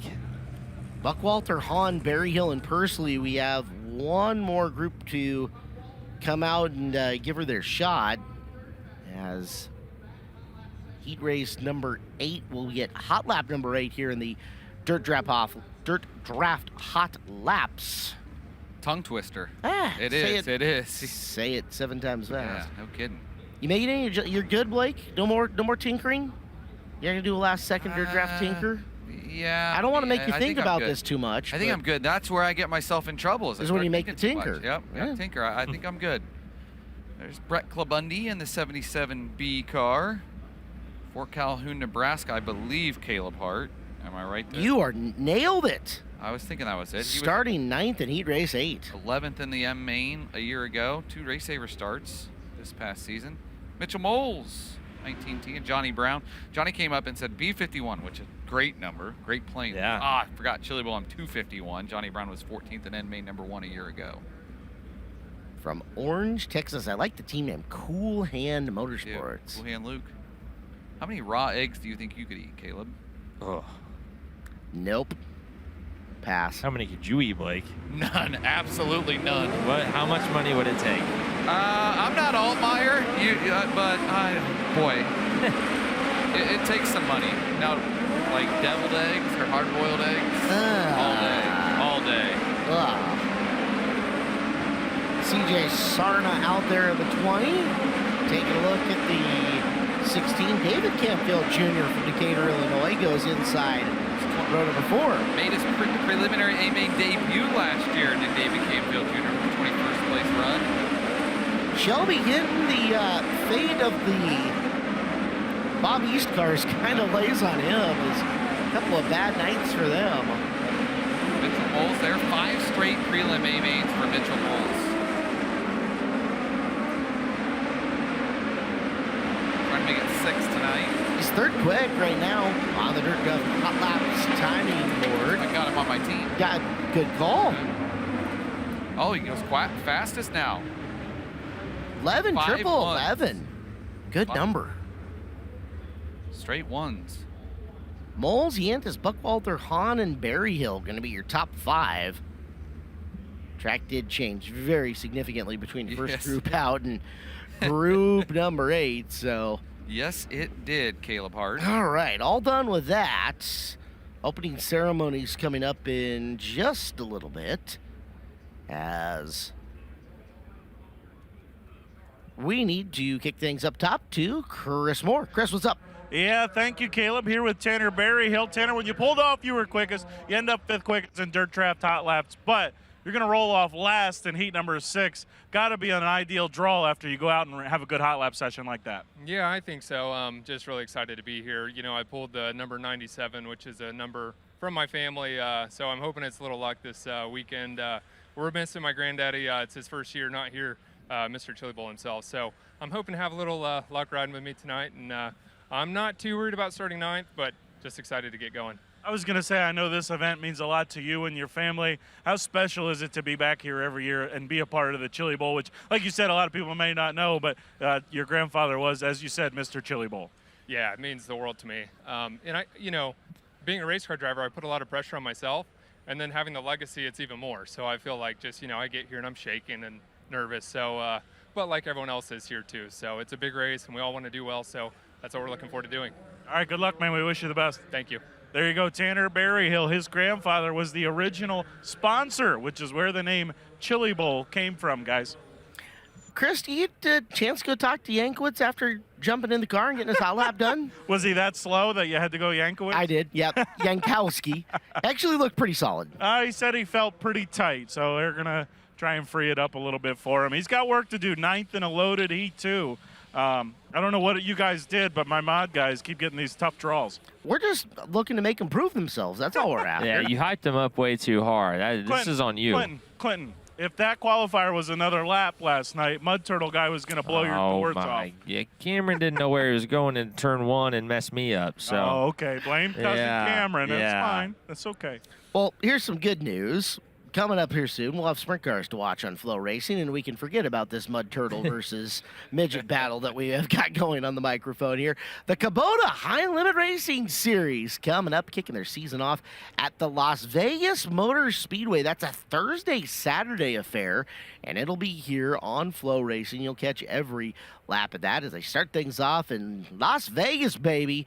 Heading over to Tulare Thunderbolt coming up shortly thereafter. That is on March 19th. Take a day off, and then up further into California, they will go, or south actually, technically Bakersfield Speedway on the 21st, and to the Paris Auto Speedway, Nate Hartman's favorite place. That is coming up on March 22nd. 5 high limit races on deck for you guys. Coming up just a month and change away. I'm excited. In the month of March. We don't have anything going on those weekends. Road trip? We might have See if to. we can get Hager to fund an adventure down to March. That could be fun. Catch our buddies with High Limit early. Business trip. That's right. Recruiting for the Skagit Nationals. Exactly. So it'll be fun. You'll catch every lap of it, including the full High Limit schedule coming up here on FloRacing. And boy, looking forward to year number 3 total for those guys within our platform. It was an amazing year number 2, the first time the series went full-time coast to coast. And speak, oh man, good timing. So we're sitting here talking about the wonderful year that was with the Kubota High Limit Racing Series. We'll get him settled in with a headset, a microphone. All you got to do is hit that little red button that's right in front of you. Clinton Gotchas. We want to welcome in Mike Hess to the broadcast booth. Mike, welcome into the Easy Bake Oven, my friend. It's different down here. Everybody asked how the view was, and I said, I don't know. I'll let you know later. Now you'll have a way to tell them after watching here from down low on the racetrack. Do we want to talk about the race night last night, or do we just want to focus on the future? It's up to you, man. This is all your platform, so. We can talk about all of it. That's fine. It was fun watching you charge up that main. You passed a lot of race cars there. Yeah. The car was good. When it handles good, it's easy to drive. You can do what you did. And, wasn't running in the B, unfortunately. I think we had a chance to maybe get up there, challenge for a spot in the A, but just wasn't meant to be. So. You wish you had more time in the seat? Yeah, I actually did get some more time in the seat this year. I got to run this summer about 6 times, so in the same car, so that helped a lot. Just rolling down the ramp the first time for practice and having a familiar race car underneath of you. Felt more sharp than you have in years past, just kind of rolling in and pulling the one off? Well, yeah, you roll in, and Clinton would know, if you've never sat in it before and you stand on the gas, you don't know where it's going to go. So the first lap, I can stand on the gas and have a familiarity with it compared to other years. How overall, if things had broken different, happy with your car speed? Felt like there was more in the tank for you? I felt like we did not have any car speed until the C. I felt like we got around okay, just average though. I didn't feel like we were good. I felt like we could maintain, but didn't feel like I could pass anybody. And we made a few changes right before the heat, and I think we were okay in the heat, but didn't get to finish that. But in the C, it worked, and I felt like I actually had something to go race with. Yeah, I mean, looked high, looked low, no matter where they were in front of you. You were able to drive in whatever groove and make forward. Sorry, the night ended a lot earlier than what you had hoped for, but hey, it gives you something if you want to come back on Saturday to build off of and see if you can run through some soup. Yeah, I definitely want to come back Saturday just to get the laps and get some more familiarity, because we're going to run this summer a little bit again and come back next year. So might as well get some laps and try to figure out some more in the notebook. So the Kubota High Limit Sprint Car Series schedule is going to afford you enough time off to go get some more midget racing in, though. That's awesome news. Yeah. It's nice to have a couple weeks off here and there in the summer and some weekends off that you can go do some other fun stuff and recharge your tanks to go back to your real job and make sure you're happy. Have a life outside of traveling the country. Yes. Yeah, that is nice. Tell me a little bit about the real job and first the season that was the first full-time venture coast to coast with the Kubota High Limit Sprint Car Series, and guys definitely did things a little bit different, but I'll tell you what, when you rolled into our racetrack, the vibe was great. There was a ton of fun to be had, and I think it really established a different brand of touring 410 sprint car action from what else is out there. Yeah, I mean, we're just passionate people that just love racing, that are all working on the deal and just come out with a mindset and having a good race and entertaining fans and engaging fans and just trying to raise the bar and make sprint car racing more notable across the country. It certainly showed in a lot of aspects, and operationally, I've got to watch you guys come in with some different groups in the year past, and this year coming in with Kubota, seeing the emphasis on the crowd interaction and the emphasis on speed of show. How quickly you guys not only wanted to get the crowd and get them involved, but how quickly you wanted to get them into the pits to meet your drivers at the end of the night and interact with that with people. It was a very different vibe, and it was very cool to see, at least on our side of things. Yeah, I think if you look at entertainment across the board, whether it be motor racing, baseball, football, whatever sport it may be, basketball, the time frame a person is engaged is 2.5, 3 hours. Shorter than it used to be by a vast amount. So you shoot for that 2.5, 3 hours, and you try to be done in that so the people are still engaged and want to go see their drivers and whatnot. So that's the emphasis on that. And, Kendra does a great job on the marketing side and coming up with ideas to engage fans and kids and anything on the fan side to just make them want to get to the racetrack. I can tell you that was one thing that I noticed working with Kendra a lot on some stuff at Skagit, is very interested on how do we get the fans engaged, the kids engaged. And I think that goes back to what you were talking about with the atmosphere at Skagit Speedway and really all the high limit events. Yeah, it's really neat. They just do a great job. All right, we will expand upon that further. We go down to opening ceremonies with the house. So far, should expect nothing but the same tonight. And with that, as Brian asked, if you could remain standing. Gentlemen, remove your caps for tonight's invocation. Representative of Racers for Christ, Mr. Joey Keith out of Claremore. Please join me in prayer. Heavenly Father, we thank you for this day. Thank you for the gift of life. Thank you for your goodness, Lord. Thank you for your love. Lord, and tonight we ask your blessing over all of us here, our racers, track officials, families, friends, these wonderful spectators here at the Tulsa Expo Raceway. God, thank you again just for the blessing of today. Father, we ask, God, that you just be with us. Lord, thank you for all the support that this event's brought in. Over 39 years of memories being made here at this event. And tonight we're going to make more memories. And Father, we thank you for the freedom that we have in this country, the greatest country in all the world. We thank you for those who have served and currently serve our country. Now, Father, tonight we do thank you for the freedom that we have in you. We're thankful for the gift of life through your Son, Jesus Christ. And we're thankful for the cross. Lord, may we honor you in all that we say and do. In Jesus' name, amen. Thank you very much, Joey. Amen. And with that, ladies and gentlemen, we'll ask you to please remain standing And for tonight's national anthem, we would like to welcome Miss Oklahoma Senior America 2024 out of Tulsa, Oklahoma, Miss Linda Traw. How about that? Oh, say, can you see by the dawn's early light what so proudly we hailed at the twilight's last gleaming, whose broad stripes and bright stars through the perilous fight.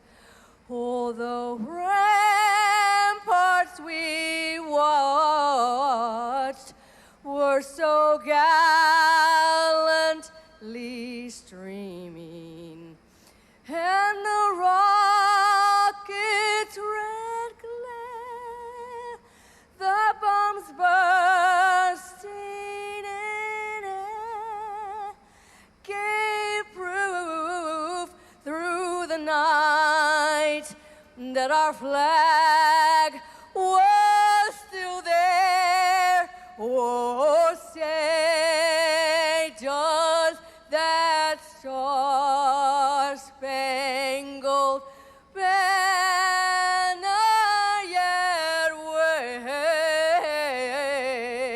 wave? Oh, the land of the free and the home of the brave.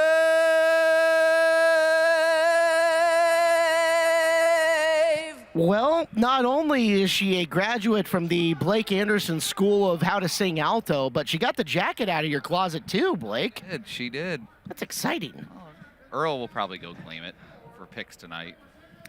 Well, we've got to take a look at some ones to watch coming up here for this A-main event. We're joined by Mike Hess here in the broadcast center for a little bit.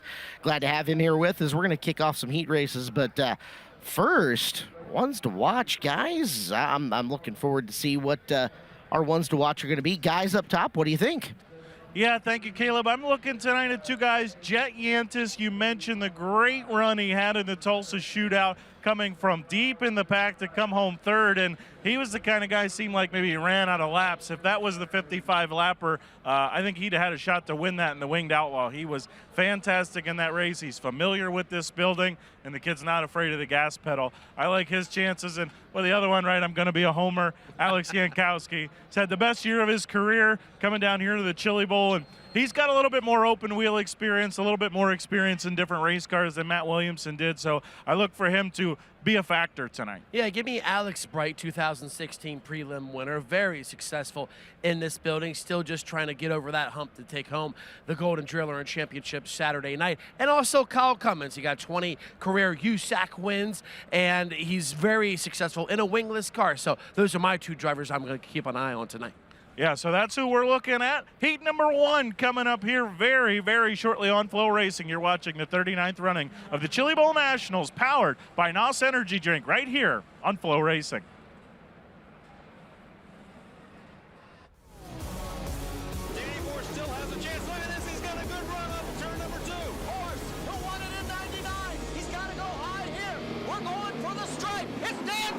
He does it! He gets number two!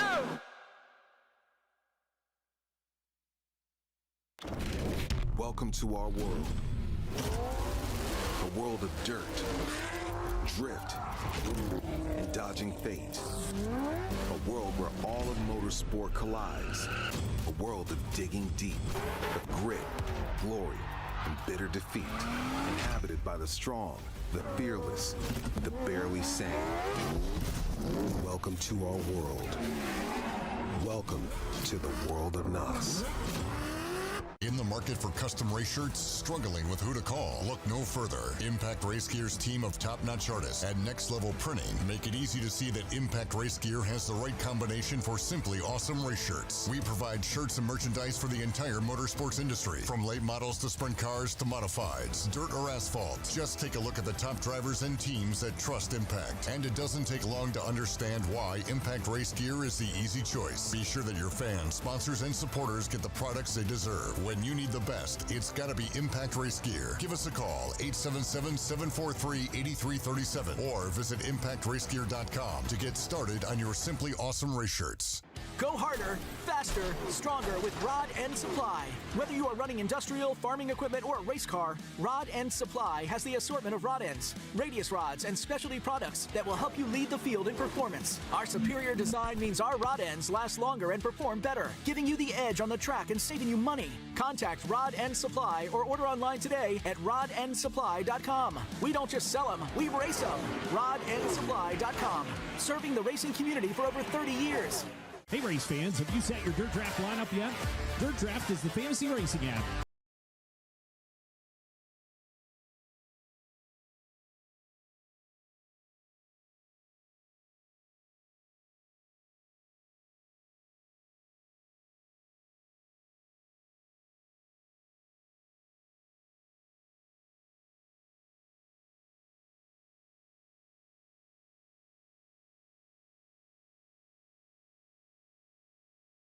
Since 2009, we have been working hard to give our customers a real advantage. Engineering starts by designing components using advanced 3D modeling software. We then manufacture prototypes, test them, race them, and refine them.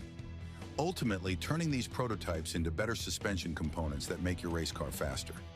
From concept to completion, we do it all under one roof in Brownsburg, Indiana. We take pride in every step of the process, from initial concept to putting the shipping label on your order. Our dedicated staff of racers is here to help you win. Everything we sell is backed by the best customer service in the industry.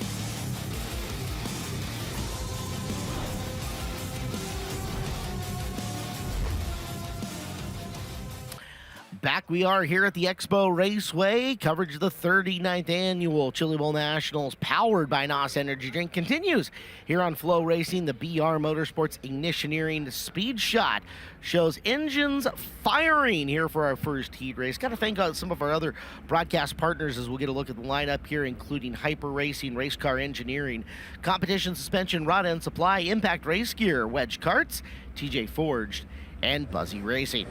Lineup for Heat 1, Tristan Lee and Corey Day make up the front row. Robert Bell and Gordy Gundaker in row number 2. Tyler Robbins and Taylor Reimer in row 3. Will Armitage and Cade Cowles in row number 4. Danny Wood and Keith Zimmerman in row number 5. A reminder that Zimmerman only gets finish points. He does not get passing points, as he requested the back of this field.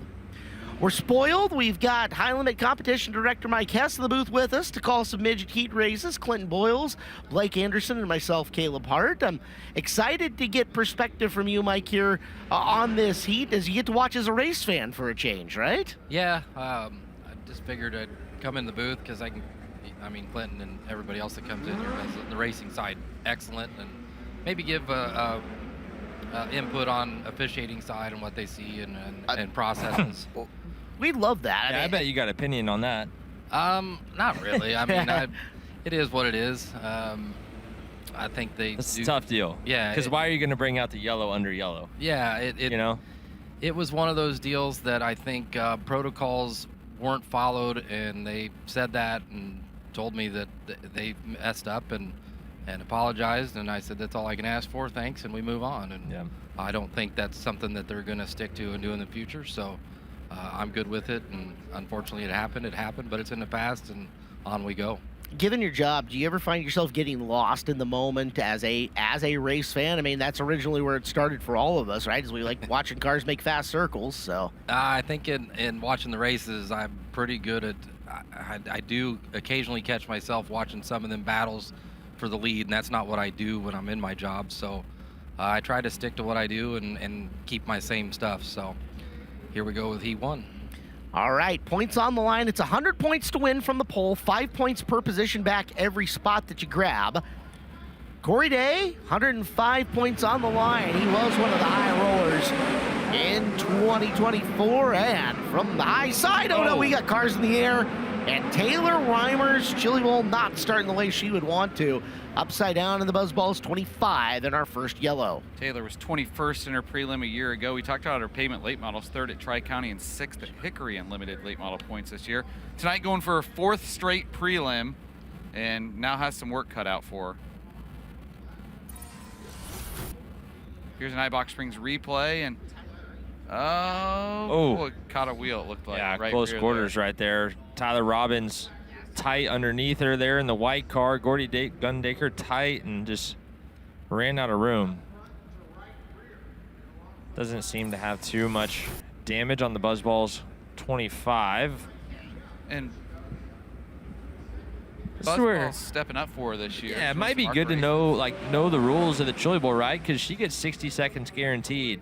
Yeah. It might be worth going to the pit area or the work area and having your guys just take a look at it. And Mike and Clinton, that's always something that I've always wondered, announcing a lot of sprint car races through the years. If you wreck on the first lap of a heat race, and if you think everything's right, why wouldn't you take advantage of the 1 or 2 minutes and just have your guys look it over? Yeah, you should. Always thought that. Yeah. Second try, green out again. A good start on the inside this time from Tristan Lee, but man, that 41 is making a lot of speed in the outer groove early here.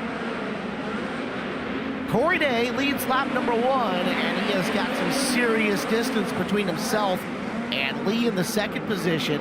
Robbins is third. Wood is already up from deep in the back of this field. Fourth, and Will Armitage sitting in 5. Danny Wood is on the charge. Taylor Reimer trying to come back up and through. Reimer up to the high side, looking for room around Armitage, and there's number 2 for Taylor. You think she's maybe just pushing a little bit hard there, trying to make up for lost ground? Yeah, it's just tough because she was pushing really hard and actually had a good run where I thought she was going to come out of 3 and 4 the lap before and 4th. And it's just such a tight line there where if you're too high, you get tight on the kind of what the curve would be. And if you're too low, you're eating right rears. So you get a look at her iBox Springs Insta replay, and, Robbins just checked up on the top. And I think Taylor's eyeballs were probably on Armitage's orange car to make sure she clears his right rear, and then Robbins is just sitting there. If she had cleared that path around the top is open for Taylor to pick up some significant driving spots. So we'll see. That's 2 now for her. Mike, here's your put on your cap here. That's 2 spins for Taylor Reimer. We do have a 2-spin rule here, and I wonder. They weren't technically unassisted, but she was the only one involved in each caution. Usually we just look for contact. I mean, in that situation, 35 car, as soon as he gets off the gas, he gets tight and parks it. I mean, you can't blame. I don't fault her in that situation. Corey Day back to the green flag. Lee sits in second. Robbins in third. Wood would have been 9-4, but we had a couple of scratches here. Robert Bell and Kate Cowles not making the call. So Wood might be on a 7-4 run right now, unofficially, as Armitage now working up on the back of Tristan Lee. 6-4. Down the back straightaway. There's Reimer with a lane up and around. They pinball off each other. Taylor going to the bottom, trying to get around. Robbins, she'll make that pass and recover back into 4th position. Now after Danny Wood for P3 down the front straightaway with 3 to go. She's going forward now. She started 5th and scheduled to start 4th, so if she can pick up a spot that might save some grace scoring and put her in a prelim, or excuse me, the qualifier. Yeah, not far away here from your 3rd place runner of Lee. Gonna have a lap and a half to get it done. Yeah, Tristan Lee in the 23T car just in front of Taylor. Tristan was third in the D main in his preliminary to go, and there goes Taylor Reimer. She picks up a spot. Corey Day picks up the heat race win in the 41 car. Corey's first Chili Bowl heat race win right there, guys. And worth 105 points for him. Armitage, who original scheduled starting spot was 7. We know Bell dropped out of that line. 6th for him. So 6 into 2 for Will. Unofficially gives him 113. It's a nice score for nice Armitage. Local Illinois guy. MOA champ this year, yeah. Picked Pretty up a win good. at Red Hill. Yeah, he's a good little racer. Good family team. Yeah, his dad actually lived 100 yards from me when we were Oh, growing wow. up. Won everything in quarter midgets, was an outstanding quarter midget racer, and then never continued on. So he gets it. I gets it naturally. I think he's one to watch if everything goes right, and hopefully it goes right for the car with Bob Guest passing away and then bringing the car down, and it's a good deal. Good points for him. It's good to see. Yeah, so far so good. Leading point scorer in heat race number 1. Both he and Day will be into a qualifier. Typically, to make the qualifier, it's taken 74 points on a Wednesday. That's been your average to get there. 92.5 makes the qualifier inversion normally on a Wednesday, and the qualifier inversion is the top 24. So 92.5 is kind of the cutoff line for making the qualifier invert, and 74 has been the line for getting just into the qualifier itself. We've got a K1 Race Gear interview. It is Chris Moore up top. Yeah, I got the winner of heat number 1 here. Corey, you roll out. I know everybody wants to pass cars, but you go out early. I feel like you have to feel good about your race car after that first heat race. Yeah, for sure. I mean, our draw kind of put us in a must-win for this and the qualifier. So 2-to-1's what we had to do, and yeah, always confident in my race car. Got Willie Kane on the wrenches, and in my opinion, and I think a lot of others, he's the best in the building. So definitely no doubts in my race car and my equipment. So yeah, we'll keep going. Last year, your best run here, including the prelim win. Do you feel any pressure at all to try and defend it, especially after the announcement this week? No, not any pressure. I think just more confidence than last year going into it. You always want to repeat to show that it wasn't just a one-time thing. And when the races on the West Coast we did, I feel confident we can do that. All right, good luck. Thank you. There you go, Corey Day, fresh off a big year and a big announcement, trying to get it done here on another Wednesday night. Thank you, Chris. Heat 2 makes its way out onto the speedway. Steve Miller and Cale Drake, your front row.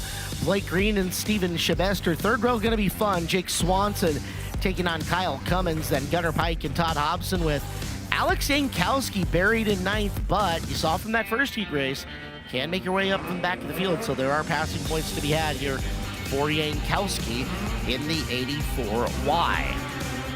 Caleb, earlier in the night, you guys mentioned how many rookies there are running. Yes. 24 of the 73 cars tonight are rookies. So a third of the field tonight out of 3 is a Chili Bowl rookie. I bet you the veterans are running a little scared of that idea. If you guys are that, I mean, you and Clinton, you and Mike have a run here. What do you guys think of that, and how much are you looking at lineups and trying to figure out, has a guy even run a midget before? Does that even cross your mind? I mean, I look at the lineup, but I just play into a little bit of where they might go, who I'm starting around. If you're starting a heat with people behind you that you know and trust, you really like it because you know you're not going to get run over. So, Steve Miller up front of this one. Cale Drake. 9 cars going 8 times around. Good start for Miller down at the bottom. However, the yellow lights blink on relatively quick, and Miller may have got too good of a start. We may see a penalty assessed here. It's one of those ones here, Mike. We see that false start, unfortunately, get called often here in the arena. That's going to be an interesting thing to judge for these officials and where they're looking at the racetrack. Yeah, everything I've seen, they've been pretty consistent on what they call, and I think that's all you ask for as a racer is consistency. As long as you do it the first time the same as the last time, that's what you want to see. So that'll make a change up in the front. It is passing points calculated by the drop of the initial green flag. I kind of wonder, Steve Miller there again didn't really fire the best. He's a Chili Bowl rookie, a dwarf car driver, and struggling a little bit on the start there. Speaking the K-Man's language, it's coming off the top and leading lap number 1. Cale Drake saying, bye guys, I'll just check out and take this 105 points, no problem. I don't know about that. Kyle Cummins looks really good up into that second spot quickly, and we'll watch a split between him and Cale. Shabester is third and rolling around trying to get some spots. Jake Swanson working him over. They'll go to the high side of 3, looking for room on the outside of 4 to get by. Even at the line, and now off of turn number 2, Swanson into third. 5th to 3 for Jake Swanson there. Big wheel stand the last lap by Todd Hobson, another one of our Chili Bowl rookies. Swanson working his way up the racetrack, starting to show signs of winding out a little bit early on. Up in front, Drake continues to lead. The advantage about 0.7 seconds right now. So he's not way clear, but puts another couple good laps together. This is going to be hard for Cummins to get him. Somebody thunking the wall hard. They drive away. As one slowing down. The bottom of turn number 1, yellow flag out. I think that was Green's engine expiring.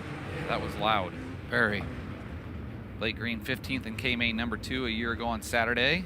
Was second in 305 points at Creek County this past season. Creek County just on the other side of Tulsa. 7th in the C-Main on his prelim night a year ago. And we'll see if that is the end of his Chili Bowl tonight or if they potentially have another bullet in the trailer. Kelly Fote, the car owner. It's a Spike with an Esslinger underneath the hood as Steve the Cone is starting to get adorned with Wookiee mask. Looks like our country up there, Caleb. Oh, at times. Yeah. Sometimes you got to bring the Northwest to Tulsa, right? You're right. Back to holy start. Cale Drake. That's a lot of room, and now Cummins in trouble. Swanson sticking the nose down in the bottom. 2 to go. Can Swanson get Cummins here in the closing lap? I think it's so tough when you get to the front 3 here. They're all the same speed that, you know, a 10th is not enough to get by them. Down to 1 to go. Drake, 105 points in pocket. Cummins, who started outside row number 3, ends up going 6 to 2. That's another 113-point score for him. So quite literally, 1 and 2 have scored exactly the same in these 2 heat races. And Swanson, 5 to 3, is going to be worth at least typical qualifier invert points, 96. So he's just on the north side of that traditional cutoff. Your first 3 in the running order here in heat race number 2. Yeah, you talk about the invert. I don't think the invert's such a big deal. I think you don't want to, if you're not the high point guy, I don't think you want to be in it. I think I'd rather take my chances, start 4th row.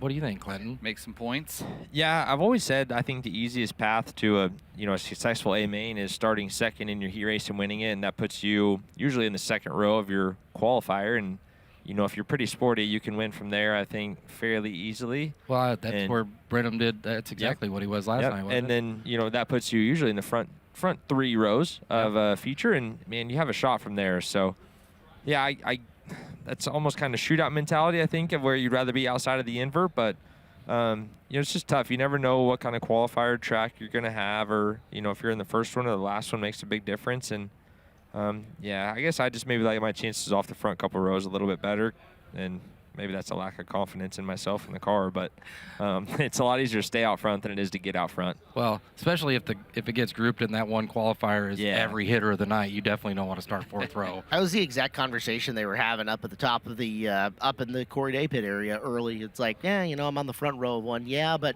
front row of one of these is perfect timing. 105 if you win from outside row 1, and then go get another 110, 115 if you can win it from the 2nd row of the qualifier. You're in pretty good shape.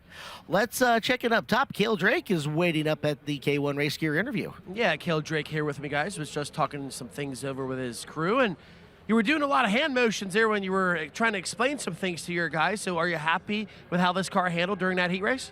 Yeah, I mean, we got lots of speed. We got up front early, so we were able to make good, clean laps by ourselves and really see what we had there. It's hard to find the balance of being too tight, too loose in this building, and you always want to have grip, especially when you're chasing the grip on the track. So we had loads of it there. Maybe just need to back it off a hair when it comes time to get on that gnarly curb. But yeah, overall, super happy with how I felt. Huge thanks to Caleb and Tanner and Spencer back at the pit for getting this thing dialed in, and just want to say a shout out to my family back at home, and huge thanks to the entire Keith Kunz Motorsports crew, Rush Race Gear, and everyone at iBox Springs for making this happen. Cale Drake, guys, a heat race winner here tonight, trying to do a little bit better than what he did last year on his prelim night. Last year, he was able to get a 6th place finish during the A main. All right, thank you, Earl Hoon Jr.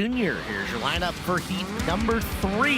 Luke Droche and Zach Hampton are in the front row of this, while Brandon Welty and Garrett Benson are on row number 2. Harry Stewart taking on Sammy Swindell from row 3. Emerson Axum and Leroy Boone from row number 4. Jason Tessier starts 9th here in this 8-lap heat race once again. 5 of the 9 cars, rookies. And then you mix in Sammy Swindell, probably the most seasoned driver in Chili Bowl history. Well, this is going to be telling for Sammy. Yeah, right? he's looked surprisingly good, right? And it's weird to say that he's surprisingly good, but considering the trend over the past, I'm going to say 3 seasons. Makes you smile. Makes me smile. Front row, Brochi and Hampton.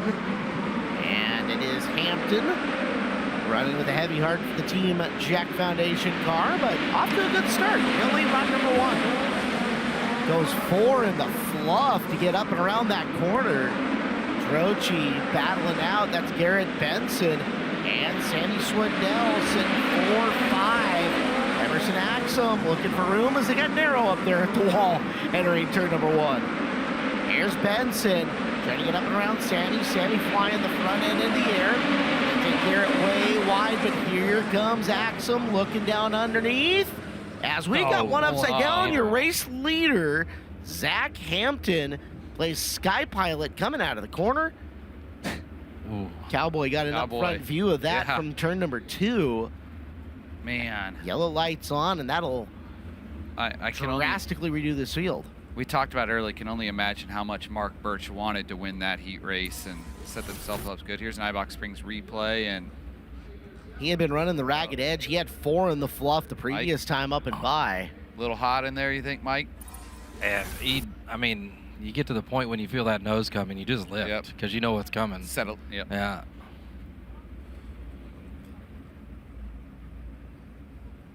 Calling for the hook, try to get that thing out of gear so it'll move a little bit. My dirt draft is just as sad as Mark Birch. Oops. The hit off the wall on the front end there, it doesn't look bent, but it couldn't have done it no favors. Chris Wilner, anything we're not seeing out from that corner at the moment? Most of it's rear end damage. Obviously the tail tank got a good puncture in it, or a good dent in it from the rear Nerf bar. I think the bird cage also knocked out of it as well. Can't quite get a good look underneath. They're trying to get the hook on it, but just trying to focus to get it up on the hook at this point. But yeah, major rear end damage. Definitely bird cage at least on the rear end. Also looks like front end radius rod also bent on this as well. That fluid pouring out of the center section of that rear end is going to be a big problem. You gotta look at it. So your race leader upside down and on the hook back into the pit area. Now Brandon Welty's going to have it. Luke Droche 2. Sammy was 3rd, 4th, will be 3rd the next time by in the running order. Then Axum and Benson, as it was getting heated back there for position 3, 4, 5. And imagine it'll be very similar when we get back to action here with still some time left to go, 3 in, 5 remaining. Brandon Welty, the Badger champ back in 2016, was 6th in Badger points this year. Former A-main starter is Brandon Welty here back in 2005, came home 18th. Turned lots of laps with Brandon over the years. Up at Angel Park? Yep. We both started similar times. When he started racing, I started going up there about that same time. How special were those nights at Angel Park back in the 2000s? You look at some of those fields, and they were so deep. Oh, first time I went, there's 46 cars, and I was in the sea. It's like, holy cow. All right, Brandon Welty. 6 heat wins here at the Chili Bowl. 5 laps away from number 7. We'll see if he can hang on. We're back to green. Trying to open up the advantage over Droche. He was your pole sitter from Cape Town, South Africa. Fortunately, loses a couple of spots there. And guys, that means this is a 6-2 run for Sammy right now, and a 7-3 run for Axum if everything holds the way it is. Both of those drivers looking to score well. Garrett Benson looking for some forward drive, trying to hold him off. It is Sammy and Axum now. As Sammy is closing on Welty in the final couple of laps. Welty with 2 to go. Swindell, twitchy, gathers it back together. Axum looking for one shot. Sent to the white flag this time by. Brandon Welty trying to hang on. Caleb will see if he can do it. Final 2 left-hand turns. Here comes Emerson on the high side. Brandon Welty, 7th career Chili Bowl heat race win. Sammy 6th to 2nd, and Emerson Axum goes 7th to 3rd. So passing points racked up there. Brandon Welty 3rd to the win, Mike. Yeah, I think that's a pretty good run for the motor package in the car. I'm sure that's a Badger legal motor, which isn't quite a national motor. So it's nice to see him have a good run, get the heat win, get his job done. Should get him in the qualifier and see what he can do from here. So for the 3rd straight heat race, the driver who started 6th ends up making his way to 2nd. That's Swindell. 3-way tie unofficially at the top of the points with Sammy, Armitage, and Kyle Cummins. 110 for Welty to win from 3rd, and 106 for Axum to go 7 to 3. Yeah. Yeah, I think, Sammy getting involved with Flea and Sean Wood, I think it kind of re-energized him a little bit. He's having fun, he wants to win, but I think they go and have fun, and they do other things and sightsee, and I just think they just clicked a little bit, and it shows. You mentioned the early days of your racing career up at Angel Park. How'd you get involved and go down the officiating path, Mike? Is that a crossroads in life where you have to make a decision of getting a real job or continuing on in racing? And then at that point, when it was time to, I did go get a real job, and it's not fun. And then what was the real job? I drove truck. Oh, okay. I worked a little bit and just didn't like it. So there we go. We need to kick things up top. K1 Race Gear interview with Chris Moore. Yeah, thank you, Caleb. Got Brandon Welty here. Great job, man. You go out there starting 3rd, but you got some heavy hitters behind you. How good does it feel to do exactly what you needed to do in that pretty good heat race? Yeah, I was a little worried. You got Sammy and Emerson Axum in there, and I mean, it was tough. We got a little Badger motor here, and so it felt pretty good. We got lucky with that guy getting flipping on the start there, but worked out good for us this time. Good job. Keep it going. Thank you, sir. There you go. You guys called it. The little Badger motor that could. He'll get the heat race win. Thank you, Chris. So visiting with Mike S. here during the heat races, and more heat races to come. You mentioned you had a real job, didn't like it out in the trucking world, and so many years of officiating does this make for you since then? That was about 2013, and then the tech director position opened up with the World Outlaws, and just thought, well, I'll apply for it, and ended up with that, and did that for a year, middle of the year to middle of the year. Decided I wanted to stay home again, went and got another job at home. It was okay, didn't really like it, but then the call come to have the race director job, and that was 2015. First race was at Skagit that I race directed. Fantastic. Hey. Upwards and onwards we go. We'll continue visiting with Mike in just a minute. Heat 4 on the track. Joe Worth and Lane Goodman make up the front row of this. Steve Paget and Tim Buckwalter in row number 2. Rylan Gray and J.J. Yaley in row 3. Brannigan Rourke and Jake Newman in row number 4 with Landon Britt pulling up the tail end. Charlie, he starts 9th on the field. BR Motorsports Ignitioneering Speed Cam. As this one should be fun. Buckwalter and Yaley coming from the outside row. Real good ovation in the arena for J.J. Yaley as he was announced over the PA. Is this the first time Steve and Tim have raced on the same night together? Do we know? I don't remember that happening in years past. But I thought one of them used to be Thursday or Friday, right? Definitely could be. Because I was looking at my dirt drafts, like, wait, they got the name wrong on here. And then I started looking a little deeper, and they have them. They're both. It's Cade Cowles' 70 car that is stopped up at the top. Remember, he had problems in hot laps earlier on tonight, and we thought maybe a puff of smoke out of Cade Cowles' car. Was 11th in CMA number 1 on his prelim. He had missed the call for his first heat race, too. He was one of a couple of drivers, him and Robert Bell, did not make it out there. So that makes sense. He won an N main a year ago. Big N main winner. Big N main. So this field looks like everybody makes the call. Joe Worth got the pole for this one. Lane Goodman looking to play spoiler from the outside groove, and that was fascinating. Buckwalter down to the inside looking for second off of turn number 2. Green lights are going to stay on. At least for the time being. Buckwalter down low, and that Seymour Owen car coming after Joe Worth up on the cushion after lap 1. Joe Worth continues to stay high. Tim Buckwalter. Timmy's one of those guys. He'll drive absolutely anything and make it go fast. And right now trying to track down the 77 to Joe Worth, prelim starter in 2023. Florida 2 for Buckwalter. 3 wide down out of the second corner. As drivers trying to make some room up and through the field. JJ Yaley now 6th to 8th, trying to pick up some points back up as he's gone backwards to start the seat race. Somebody's engine doesn't sound super healthy out there either. We can hear the timbre of it from the Brian Gapinski announce booth. As you're watching down the back straightaway, Gray was one of the fastest cars in hot laps. Rylan Gray, the 3U, is sitting in position 3. Oh. Buckwalter had gotten around Worth, but we're going to have to try it all over again, and that is Goodman with flat left rear tire. Should get 60 seconds in the work area here, though. Lane Goodman, crew guy now these days, not racing a whole lot. Hey guys, I think that motor you hear laying down is either Brannigan Rourke or JJ Yaley. They were racing side by side the last couple of laps, but it's right around that position. JJ doesn't look like he's getting off the corner, so something to keep an eye on. Thank you, Chris. Flat left rear there. Welcome to the lead lap, Blake. Yeah, I know. Yeah. You think Goodman's playing some strategy here, getting his guys some extra time to go ahead and get a tire down there and ready? I know, right? I would. I mean, in the work area. I mean, I stood there a lot last night, and a lot of time you see guys scrambling to the top of the ramp to get what they need. As the car is sitting there, but should get 60 seconds here per the rules that I was explained last night. He was 18th in the prelim a year ago. His first career prelim start was 10th in D-Main number 2 on Saturday night. Left rear is ready.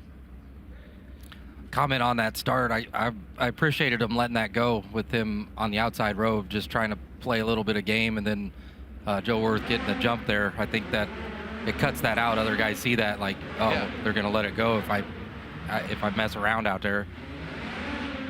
In some ways, some of those starts end up enforcing themselves.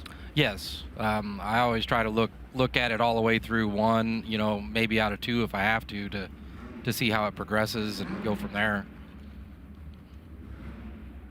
Can you think how late of an instance you've called the start back?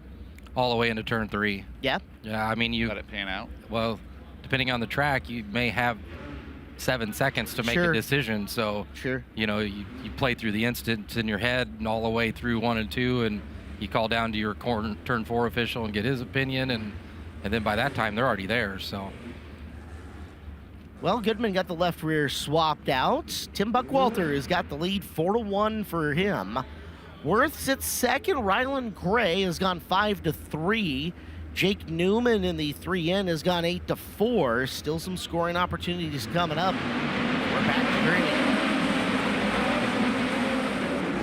Buckwalter's going to get to the cushion off of 2. Worth trying to keep him close. Oh, big one down the backstretch, guys. That's Jake Newman. He had shot high up into 1 and 2 and cut down across 2 and caught the berm with his left front. And good to see him moving around right away. Former Power Eye champion Jake Newman, feels like for a few years was a fixture in our Race of Champions events, and boy, that was big. Clinton Boyles, good catch as you were watching him come through. Newman having to get that thing out of the fence too. Jake, a guy that's kind of transitioning in his career, was the 2020 Power Eye champ, now running full-time with the Bumper to Bumper IRA Sprint Car Series. You can watch live here on FloRacing. He was 9th in IRA points this past season. IRA guys made a big run down here, contingent, not just on the driver's side, but Sinclair's usually here at this race, and then Lauren Kelly's here, their announcer. Yep. Maddie Schultz, Maddie's here. Maddie. Her called the race on the PA. Yep, she married a IRA race car driver, Preston Rue, just a week ago during the shootout Saturday. And they're honeymooning here at the Chili Bowl. Yep. How about that? Man, Jake Newman, 20th this prelim a year ago, and Chris Wilner, boy, that was a big ride. It was. It was good to see Jake Newman now back on all fours. That front end is absolutely destroyed. The front axle, left front shock tower ripped off. What they had problems with is the bottom frame rail was actually caught in the chain link fence, so they had to get him kind of untangled out of that before they can get him back on all fours. But Jake's climbing out. We'll see if we can get a word with him here in a minute. But this race car is absolutely killed. We'll get a look at the IBOC replay as you see if he can convince Jake to speak with us for a second. And oh wow, yeah, started with a bounce off the berm. Car unsprings and upside down big time. Yeah, he feels it there. And it just, man, he was so deep into that berm. There was nothing. He was almost 4 tires over it there. Yeah, he probably would have been better if he was. Yeah, that's one of the biggest non-contact flips that I've seen without, getting over another guy's tire of some form or fashion. Tell you what, guys, flipping these midgets hurts. They are solid hits. There's no soft anything. It's not like you've got a bunch of shock travel, right? You got some, but that's not going to take a whole lot of the impact on this away, especially as low as you're sitting in the car with the rear end right there. Just short wheelbase cars, no wings. You just hope you land on the tail tank as you're hard hit to take some of that blow. Yeah. Well, up the ramp will go Jake Newman. Saw him moving around in the cockpit. He is going to take the free ride back without getting out of the race car. Yeah, and it was nice the safety officials handed him just completely snapped in half. Right front radius rods, a spring, and also half of the shock tower. So he's got some unfortunate souvenirs to take back to the pit area. And Jake's got quite the streak going here, too. 7 straight prelim main events he's made. I think that's going to be some tough sledding to do to make it 8 in a row. Gonna have some work to do, but Jake's an accomplished midget race car driver. He is transitioning to wing sprint cars, but has a lot of laps in a midget, and you get him comfortable, he'll be good enough to drive through. He's going to start dead last. I mean, that's a 8th place start with a 9th place finish coming up here in this heat race. So he's going to be dead last in whatever C main that he comes from, trying to drive up the field. With car repair to go with it. I mean, I went 10th to win, so I'm sure somebody that drives these more often than me can get to a transfer in the C. So just the way the cards fall, hopefully he can get it done. You were driving mad, though. Not really. As I told somebody else, if a car's comfortable, it's easier to drive like that. I mean, I watched Clinton on practice day, and I text Craney right away. I was like, 11B's fast. I mean, he just put the car wherever he wanted, and you go wherever you want, and it looks good. And if you can do that, it's half the battle. Having a good car is everything. I mean, I'm certainly not the sharpest or most talented driver in this pit area, and you just have a good race car, and like Mike said, things happen easy. Your brain slows down a little bit. You don't feel rushed, and you can put yourself in those good spots. Well, this heat race is halfway done still. Buckwalter, Worth, and Gray still your top 3. Somebody's engine still sounding less than healthy as Worth goes side by side with Buckwalter exiting the corner. Buckwalter hangs on. Worth goes to the top. Gray after him for second. And Buckwalter leads as we're past halfway now. Ryland Gray trying to work the bottom and make something happen. You hit on it earlier. Ryland Gray very fast in hot laps early today. Now trying to make the pass for second to the inside. Nearly has it. Worth has it now. Gray into turn 1 takes second. See you later, Joe Worth. Although Worth back around the high side, he is fighting and scrapping for every position he can. And Joe Worth drives back around Gray out of 4 to the white flag. Slider from Ryland there, the Circle City Raceway 410 track champion this year to the inside. Battle for second, going to be a drag race to the line. Oh, nice save by keeping it harder out of the wall than he did. Still broke something off of it, but Worth is going to end up 3. Got the Nerf bar tucked underneath left side right there. And is that a wheel cover that came off, it looked like, maybe on the front stretch? Maybe shock cover. Okay. Timmy Buckwalter, the heat race winner there, his 2nd career heat race win. 4 straight prelim A-main starts for Tim. All 4 of those have been in the top 10. He's the winner. Ryland Gray 2nd. Joe Worth 3rd. Brannigan Rourke 4th. J.J. Yaley 5th. Landon Britt is 6th. Lane Goodman 7th. Steve Padgett 8th. And Jake Newman rounds out the field as you get a look on the RF camera there at the car kind of wrapped underneath, as you guys had said. It's going to be fun for them to untangle back in the pit area and Joey's going to be kicking himself over that one. Did a great job to get back by Rylan Gray, and down that backstretch just needed to stick the bottom one time or maybe even just rip the top like he had been. And yeah, we're going to look at our iBox Springs instant replay. Hard battle right there. And he fought for it Yeah. every single inch that he could get.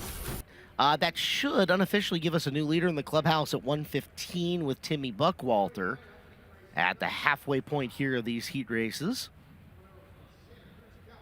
As Heat 5 comes down.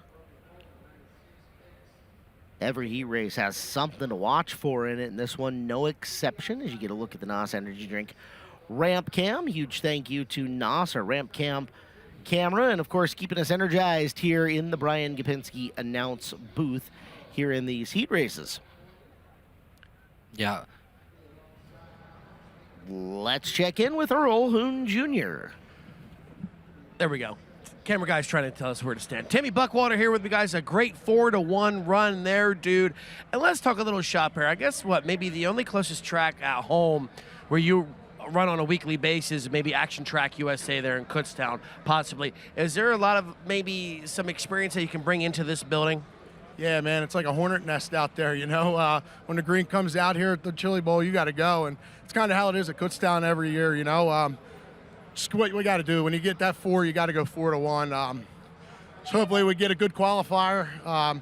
These guys worked their butts off with me and Hank, and they got fast cars. It's just a matter of putting the whole night together and letting me do my part. Last year, you were able to get a 6th place finish in your prelim night. You're still very consistent each time you run on your prelim night. What's it take to get the job done? Man, like I said, we just got to get through them qualifiers. The last 4 years, we've been so close, but you can't start 18th and expect to win the feature tonight. You got to position yourself right every time you're on the track, and that's going to be our goal tonight, get through this qualifier and position ourselves where it needs to be. Timmy Buckwalter, guys, representing the posse proud here so far at the Chili Bowl. Earl, how did Chris Moore not wrestle you for that interview? Well, he's too busy mingling somewhere over near the Keith Coons camp. Mingling. So that probably, will give you a hint of who he's talking to. I see what you're saying there. He's making sure Alex Jankowski's in the right frame of mind for his upcoming whatever it is that Alex got to run next. I get it. Here comes Heat 5. Logan Mitchell, Colton Cottle, Alex Bright, KJ Snow, Sean Jackson and Dason Bursley, Preston Latimus and Casey Fredrickson with Miles Tomlinson making up your 9 cars that'll go 8 times around. Blake, you're furiously typing notes in, making sure you got it all. Gotta get dialed. We'll find out coming up. And by the way, if you guys want access to live timing and scoring, the My Race Pass app is the thing you absolutely need for this. It has got lineup schedules, live timing and scoring, fantasy game as well. That is all on there. If you want to know kind of a live point run, at Wikipedia _ on Twitter or X. It's unofficial, just like we're keeping right here, but he usually has the closest up-to-date run on that one, where right now we're saying unofficially Timmy Buckwalter's got the lead. Let's see if this sticks. Green flag out, our 5th heat race up and underway. Green flag flying, and look, here comes Alex Bright. Alex Bright, a former prelim winner back in 2016, now driving for Mike and Brian Dunlap. He'll shoot into the 2nd spot as lap number 1 will go to Colton Cottle. Cottle from the top, Bright down low, shows him a nose. Can't quite get by as here comes KJ Snow in the 3rd spot, and Dason Bursley working into the high groove. He's got a line on 4th, with 2nd through 1st still within striking distance. KJ Snow takes the 2nd spot. Now KJ going after Colton Cottle, the pride of Kansas, Illinois. Cottle hangs on to the spot. 3 down and 5 to go. And now Dason Bursley enters the chat side by side for 3rd. Line change from Bright. He had been struggling around the bottom of the racetrack to the top to see if he can make the 32 car come alive. For the lead, Snow shows a nose, can't get by Cottle, racing him hard as they go wheel to wheel for 3rd into turn 3. Battle for 3rd, Dason Bursley, the 2024 USAC NOS Energy Drink National Midget Champion, now going full-time racing with Mike Hess and Kubota High Limit Racing and Tom Books, 13.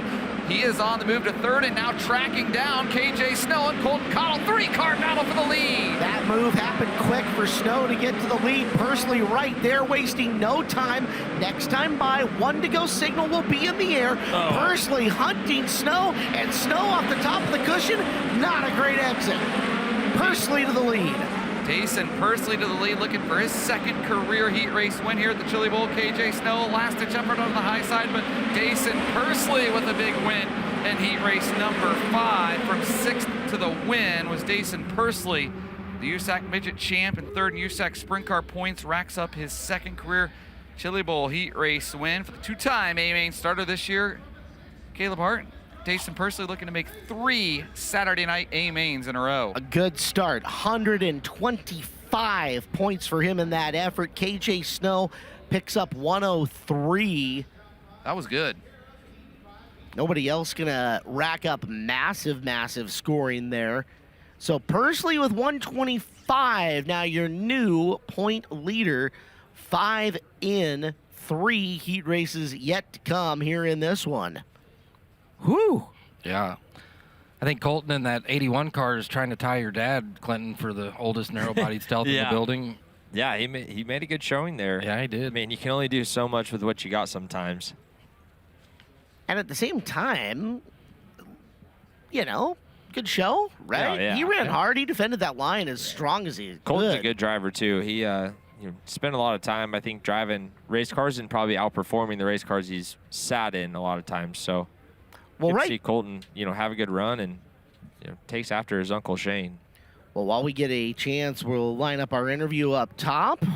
Just showed you that QR code for the best appearing car. We'll flash that again at some point in time, but we got to talk to Chris Moore. Chris, who you got and what are you talking about? I got our new high point man so far, Jason Pursley. Jason, you go 6-1 in a really good heat race, too. I'd imagine, right? 6th is good, and then you see that heat race and you realize you got work to do. How were you able to get your way to the front there? Yeah, just kind of managed my own time. KJ did a really good job there getting through lap traffic, or not lap traffic, but traffic, and just kind of, played into my favor. I felt like he kind of set the tone there and was kind of ripping. So I had to get up on my A game when he realized he got that good start, and just was able just to kind of move around and mind my own time. This, pristine auction, NOS Energy Drink, Toyota Racing, Avani Windows and Doors 86 is good right now, and Chad and all the CBI guys have this thing operating good. So, yeah, felt good there to just kind of move around and pick different lines and stuff, and just excited for the rest of the night here. We got to keep our heads on our toes and just do our job, and I think we'll be good here. So, good start to the night. All right, good luck. Thank you. There you go, Clinton, your favorite driver makes a good 6-1 run. It was all put to bed. It's all good now, right? Clinton said the jokes were we're going to make jokes. We got to make jokes. When he doesn't get ran over, he's pretty fast. Nobody was there to turn left on him. Yeah. Well, heat race 6 on track. Matt Carr and Connor Spear make up the front row. Row 2 going to be fun. Cody Swanson and Steven Snyder Jr. Lonnie Oliver and Earl McDougal Jr. Colby Stubblefield, Max Adams, and Tanner Berryhill. Remember, Berryhill was one of the fastest cars on the raceway in hot laps tonight. He'll start 9th in this with an opportunity to score some points here in the 6th heat race. Mike, you got to deal with these guys in the pits all the time. Have fun with that. It's all right. Didn't have any problems with anybody this year. You didn't have to boot Boyles out all the time, right? No. Behaved? No, I'd say one time. Only once. He got a little excited about having to drive to a rain out, which we all hate, but it's part of it sometimes. And I'd say our pit area, overall gets along really well. They race hard. Yes. But at the end of the day, I feel everybody's a lot more together than I've seen a lot of pit areas lately. I made that comment too, that the officials, the teams, everyone actually seems to enjoy being out racing with each other, and that adds a lot of fun to what we get to do. For sure. Heat race 6. Snyder trying to sneak it out of line, and look out! Almost shearing a car in half. Connor Spear got the wrong end of that. You saw it all in real time. One of our Chili Bowl rookies, Caleb Hart. Man. That'll be a Chili Bowl memory in his first green flag lap that he's never going to forget. Picked up a couple of lightning sprint wins this year in California at Santa Maria and Merced with 6th in Ventura sprint car points. But Chili Bowl rookie, as you said, making for a memorable first, 10 feet ish of green flag action here, maybe 10 feet. They're looking at the... Man, that's not good. Yeah, looking at the fencing on the front straightaway as well. As weird as that is, hard. Guys, those radius rods seem fairly straight, and everything seemed kind of okay. Yeah, just ripped the shock in half and yeah, got the axle in that position. He's put together a pretty nice race car there, unfortunately for him. Head and neck restraint coming off the Hans device and popping out of the race car. Great news to see there. A lot of adrenaline. Oh, yeah. We'll get an Eibach replay, and then we'll check in with Chris Wilner. Let's watch it again, and, yep, up off the rear tire of the car. It was really bad timing because look behind him. Steven Snyder's kind of caught on his rear bumper also. So, I mean, he caught the left front tire on the right rear, and maybe he would have been able to save it. And then right there, Steven's just hooked on his bumper because of chain reaction and finishes him off. Something I noticed there on the Eibach Springs replay that might be a little bit that we had at the shootout, the scoring loop got hooked. You could see the scoring loop get hit there and go, you know, the pipe that it runs across and get hit pretty good. I see Jake Croxton down there in the black. That's one of our scores. You can see the scoring loop, that bar they're holding that's at the bottom of the screen in the middle, that yellow coax. That's actually the scoring loop that goes under the racetrack. And Chris, yeah, that was big. Yeah, it was big. And Connor Spear just goes, what happened? First of all, take me through off of turn number 4. Suddenly you were in the fence, and that sound had everybody scared for a moment. But how are you feeling? Yeah, I mean, I'm good. My head hurts a little bit, but I mean, I don't know. I'd have to watch it back, but I feel like I was pretty close alongside of him, and then he just moved up. I don't know. I got to see it, but. Glad you're okay. Thank you. Connor Spear is going to take the walk back to the pit area, but that car absolutely, the bottom of the frame rail was bent, the front axle bent all the way back up into the chassis. It's going to be a lengthy repair, but you guys mentioned it too. It's going to be a lengthy repair on the front straightaway with the scoring loop, the fence. Man, that was a big impact, but glad to see he's okay.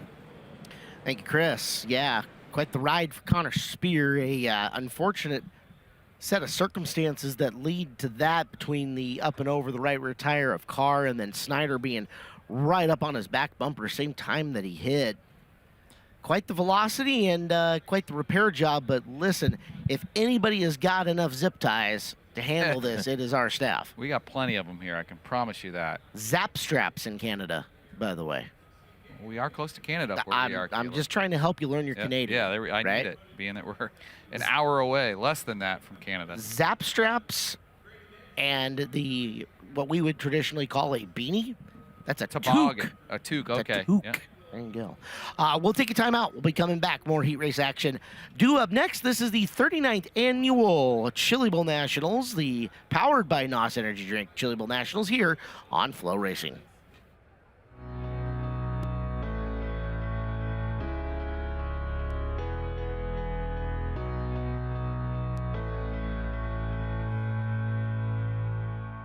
From the innovators behind Stag Motorsports, Stagco, and Stag Insurance comes Wedge Carts by Stag Unlimited. Hand-built in the USA, our custom wedge frames deliver unmatched speed, agility, and pure driver skill. Wedge Carts, high performance, hand-built, American-made. This year, we actually get to race. These guys are sprint car drivers, stock car drivers, drifters. Here, they're going to drive something that requires a different sense of discipline. It's a group of 12 guys who are really good at driving race cars. Team NOS Zero Sugar. Team NOS Original. Team Sonic Sour. Team GT Grape. We're not sure how these cars are going to drive. Let's go racing. This is speed. This is winning. This is losing. This is smoke and fire. This is blood, sweat, and tears. This is the loudest party on Earth. This is family and tradition. This is it. This is NASCAR in Las Vegas. The Pennzoil 400 returns March 14 through 16. Get your tickets now. In the market for custom race shirts? Struggling with who to call? Look no further. Impact Race Gear's team of top-notch artists at Next Level Printing make it easy to see that Impact Race Gear has the right combination for simply awesome race shirts. We provide shirts and merchandise for the entire motorsports industry, from late models to sprint cars to modifieds, dirt or asphalt. Just take a look at the top drivers and teams that trust Impact. And it doesn't take long to understand why Impact Race Gear is the easy choice. Be sure that your fans, sponsors, and supporters get the products they deserve. When you need the best, it's got to be Impact Race Gear. Give us a call, 877-743-8337, or visit ImpactRaceGear.com to get started on your simply awesome race shirts.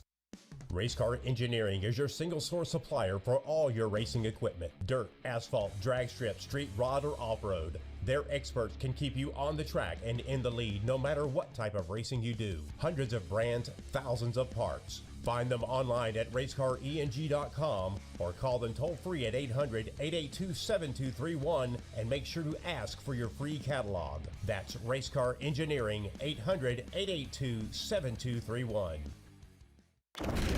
Welcome to our world. A world of dirt, drift, and dodging fate. A world where all of motorsport collides.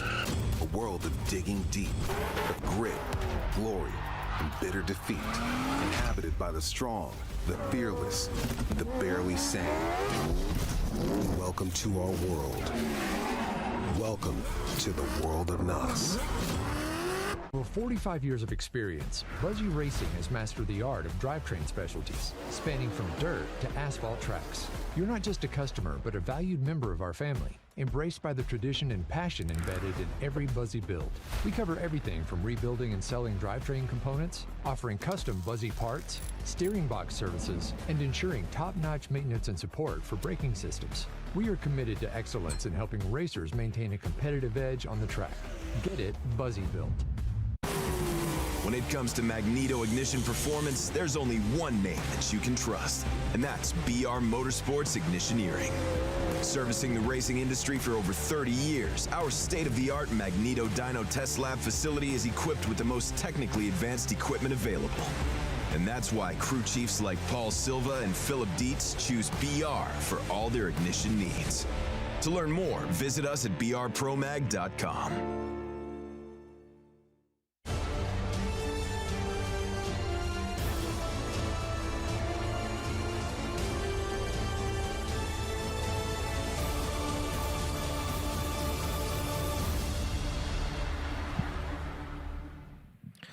Fence repair continues as we are in the 6th heat race of 8 here on preliminary night number 3. Good news is, Caleb, the scoring loop is about done. You can see him putting the, what were they called?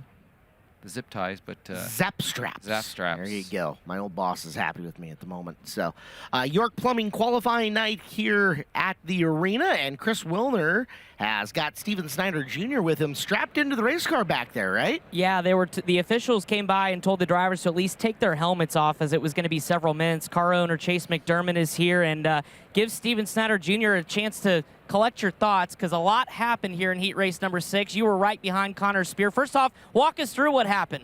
Well, we go green, and I see him like kind of collect with Matt, and when he did that, it kind of popped him up, you know, the front end up, and he's kind of pointing towards the wall, and me and the guy behind me and him, or behind him and me, and we both kind of like lifted, but we had so much momentum that it kind of brought him to a brunt, like a stop right when he hit the wall, and me and the guy behind him had really nowhere to go. So I don't think he expected Matt to really come off the bottom that quick. I think Matt just got tight. But no, we'll see what that lines us up for the now. I don't know if it's second or third. So yeah, we'll find out in a minute. Luckily, just the front bumper's damaged, so it looks like you're good to go here. But talk about this hot rod, teaming up with Chase McDermott, of course, getting this operation off the ground, and you've been pointed at as one of the guys to watch here on this prelim night. So how are you thinking so far? Obviously, we haven't really got much racing yet, but what do you think about the night? Good. You know, practice went really well. I was kind of hoping we were going to make the top 10 best-looking car. I put it as my nominee, but I guess it didn't stick. I thought the car looked pretty badass. But anyways, no, like Chase and Kevin and Russ and my brother and Jet, you know, they've been back there busting their tails.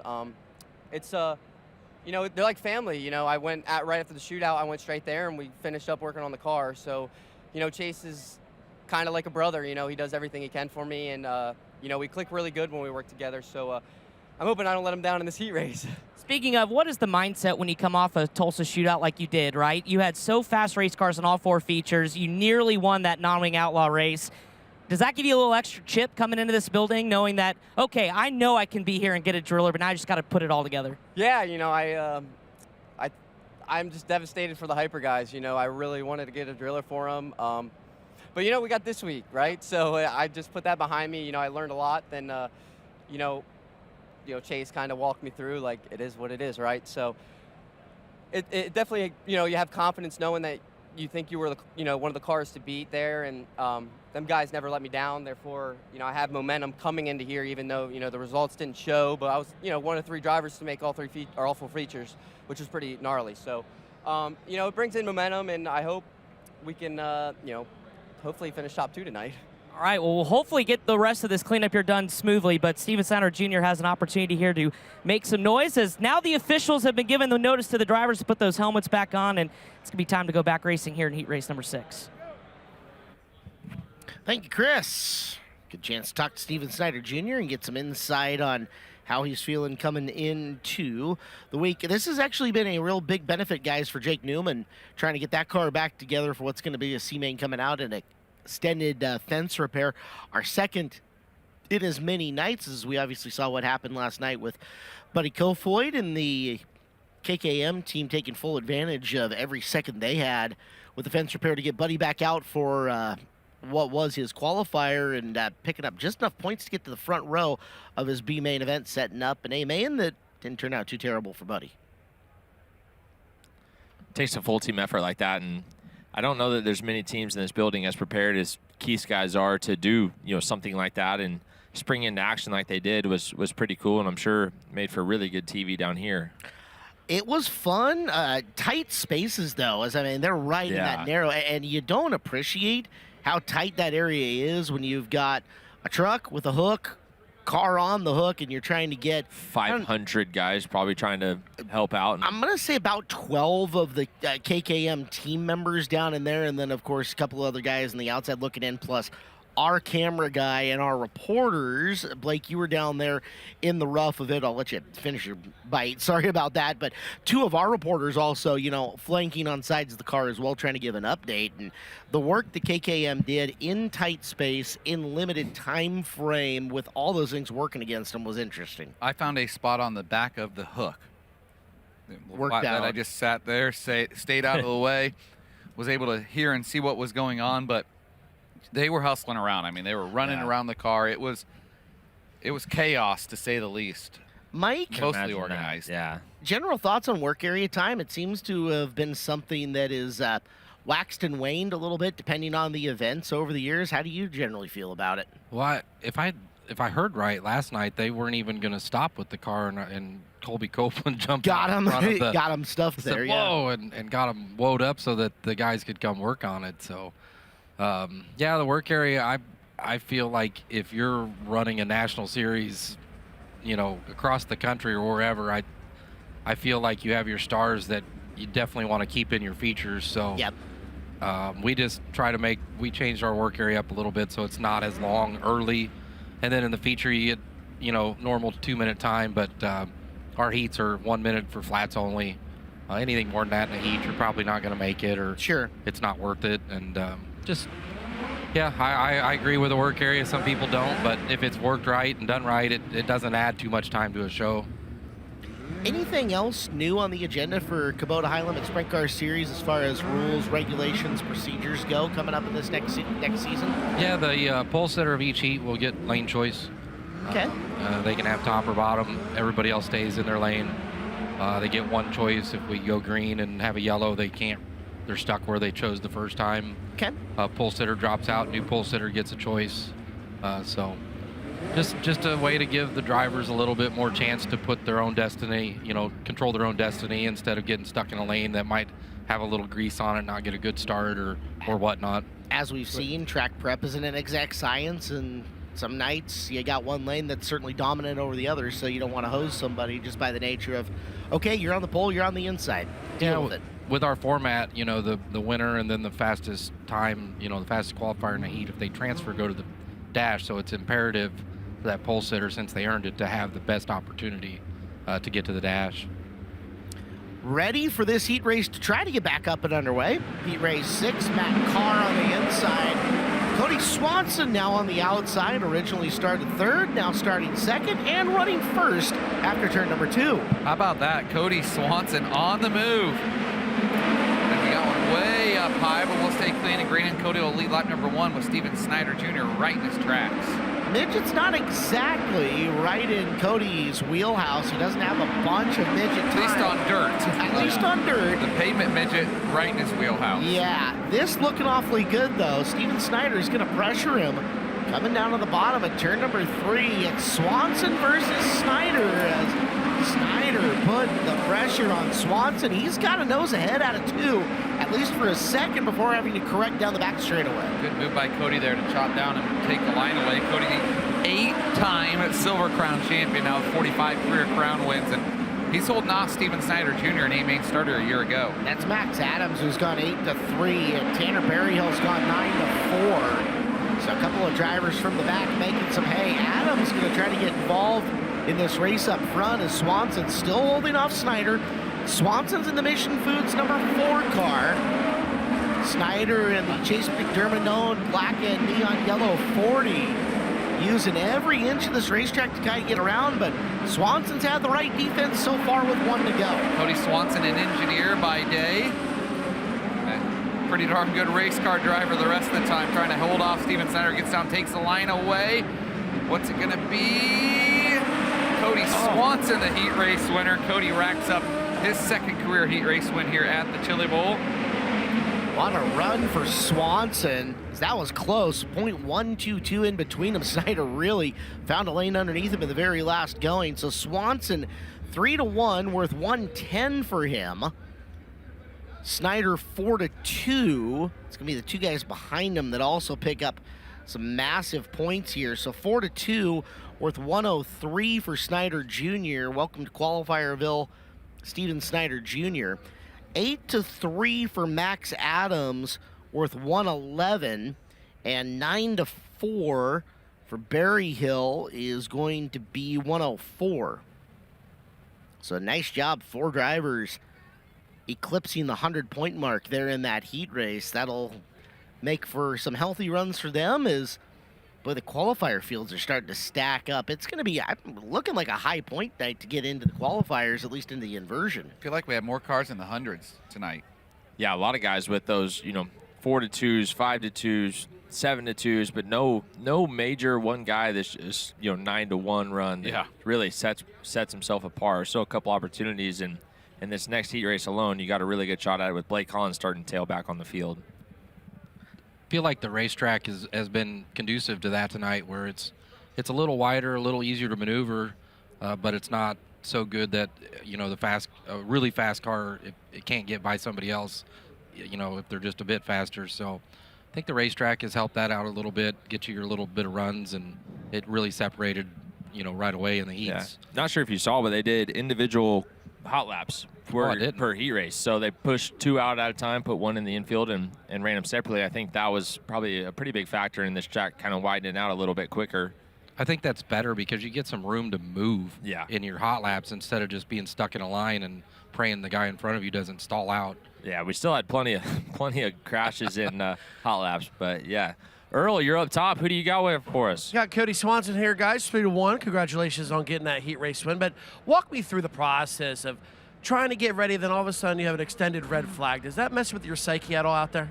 Some. I mean, I hold my breath the whole time, it seems like, right? I'm huffing and puffing here, but just trying to keep focused and do a good job. I mean, I'm so thankfully driving for Dan Binks and for the opportunity to do it with him and Phil and John and Jason McDougal helping us. And I got a great teammate in Darren Knight and his dad Dane and Eric with K-Tech Engines. Man, they give me a great opportunity to come out and have a little fun here at the Chili Bowl, and it's an honor to represent Mission Foods and to try to give them a good run. Guys, it's always great to see Cody Swanson getting a midget here at the Chili Bowl after being a very successful racer with the United States Auto Club. Earl, I was going to say, do you know who you're talking to? You're trying to rattle Cody Swanson? Yeah, Come on now. dude, I know. He is so melancholy no matter where he races and what division it is. Yeah, I was hoping I'm impressed we didn't get tears. I was hoping we get some tears. Yeah. He didn't race the Chili Bowl last year. Good to have him back. Aiden Gatewood, the 37, Colby Copeland, the front row of this one. Autumn Christie and Donnie Stewart in row 2. Kevin Cook and Steve Buckwalter in row number 3. It's Jet Yantis and Oliver Billingsley in row 4. Blake Hahn comes from 9th. Everybody makes the call. Gatewood earlier had, I want to say it was that oil tank that had gotten bent up. Remember Cook having an issue as well, but So far, everybody makes it, and we're going to be watching for Hahn, but you've got Buckwalter and Yantis also sitting 6 and 7 with Copeland outside row number 1. There's everything to watch in this all over the field. This is going to be a good one. Settle in, kids. 2 more heat races to go here on the Wednesday night performance. Copeland looking to keep the momentum up from Matt Wood Racing. We're green and already shenanigans at the back of the field. Delvin Cook's car didn't take off there on the start, or maybe they bogged it so low he stalled it, but. So the 77 of Cook, originally in the 5th position, rolls to the infield. And the caveat there is passing points calculated from the drop of the initial green flag. And so the green, so that gives Yantis a free row. 6th on back. And gives Hahn essentially a free row. Yep. No pressure on Copeland here, knowing that your team cars have went 1 and 2 so far in the week here. None at all. But Colby, he gets around this place pretty darn good. Colby's a 6-time Saturday night main event starter, 10 prelims in his career. He's got a rookie on the pole, too. Yeah, Gatewood was a little more awake on that start, able to get actually the lead down the backstretch. Aiden's a Chili Bowl rookie, but he is not a rookie to this raceway. He ran the shootout. Been doing a lot of racing this last year, getting a lot of nights in. Copeland, though, big momentum down the back straightaway. Bumper tag. Say, get into the corner. Battle for the lead. Aiden Gatewood and Colby Copeland. Of course, the Gatewoods build the micro motors, pretty good micro motors that have had a lot of success throughout the country. They have. BJ Gatewood. Working off the bottom of turn number 4. And Aiden's running a smart race down there, just making Colby try to drive around him, get a little wide in the back straightaway. Colby can't get all the way closed down at the bottom of 4. So Gatewood's still got some fight left in him, but it'll be Copeland nosing ahead out of 2 this time. And he'll seal the deal there, and here comes Jet Yanis now. A couple of young guns going to battle out for that 2nd spot. Boy, Jet got a little tight on the cushion there, Clint Royals. Yeah, Jet Yanis finding a tight race car for sure, but able to carry speed when he gets it right. He's going to have a shot here to get by Gatewood with 2 laps to go this time. 7-3 currently for Yanis. Almost 7-2 at the line. He'll make the pass going into 1 and 2. And Yanis might not be done. Copeland's not that far off. Yeah, Copeland had a big mistake last time in 3 and 4 and allowed both of those guys to close back in. As you look at Blake Hahn trying to get around the outside of Buckwalter. It's 9-4 for Hahn. 1 to go down the back straightaway. Copeland finds his rhythm. Put a lapper down and takes the W. 7-2 for Jet Yanis there. Colby Copeland. That's 7-2 for about the 4th time in these heat races.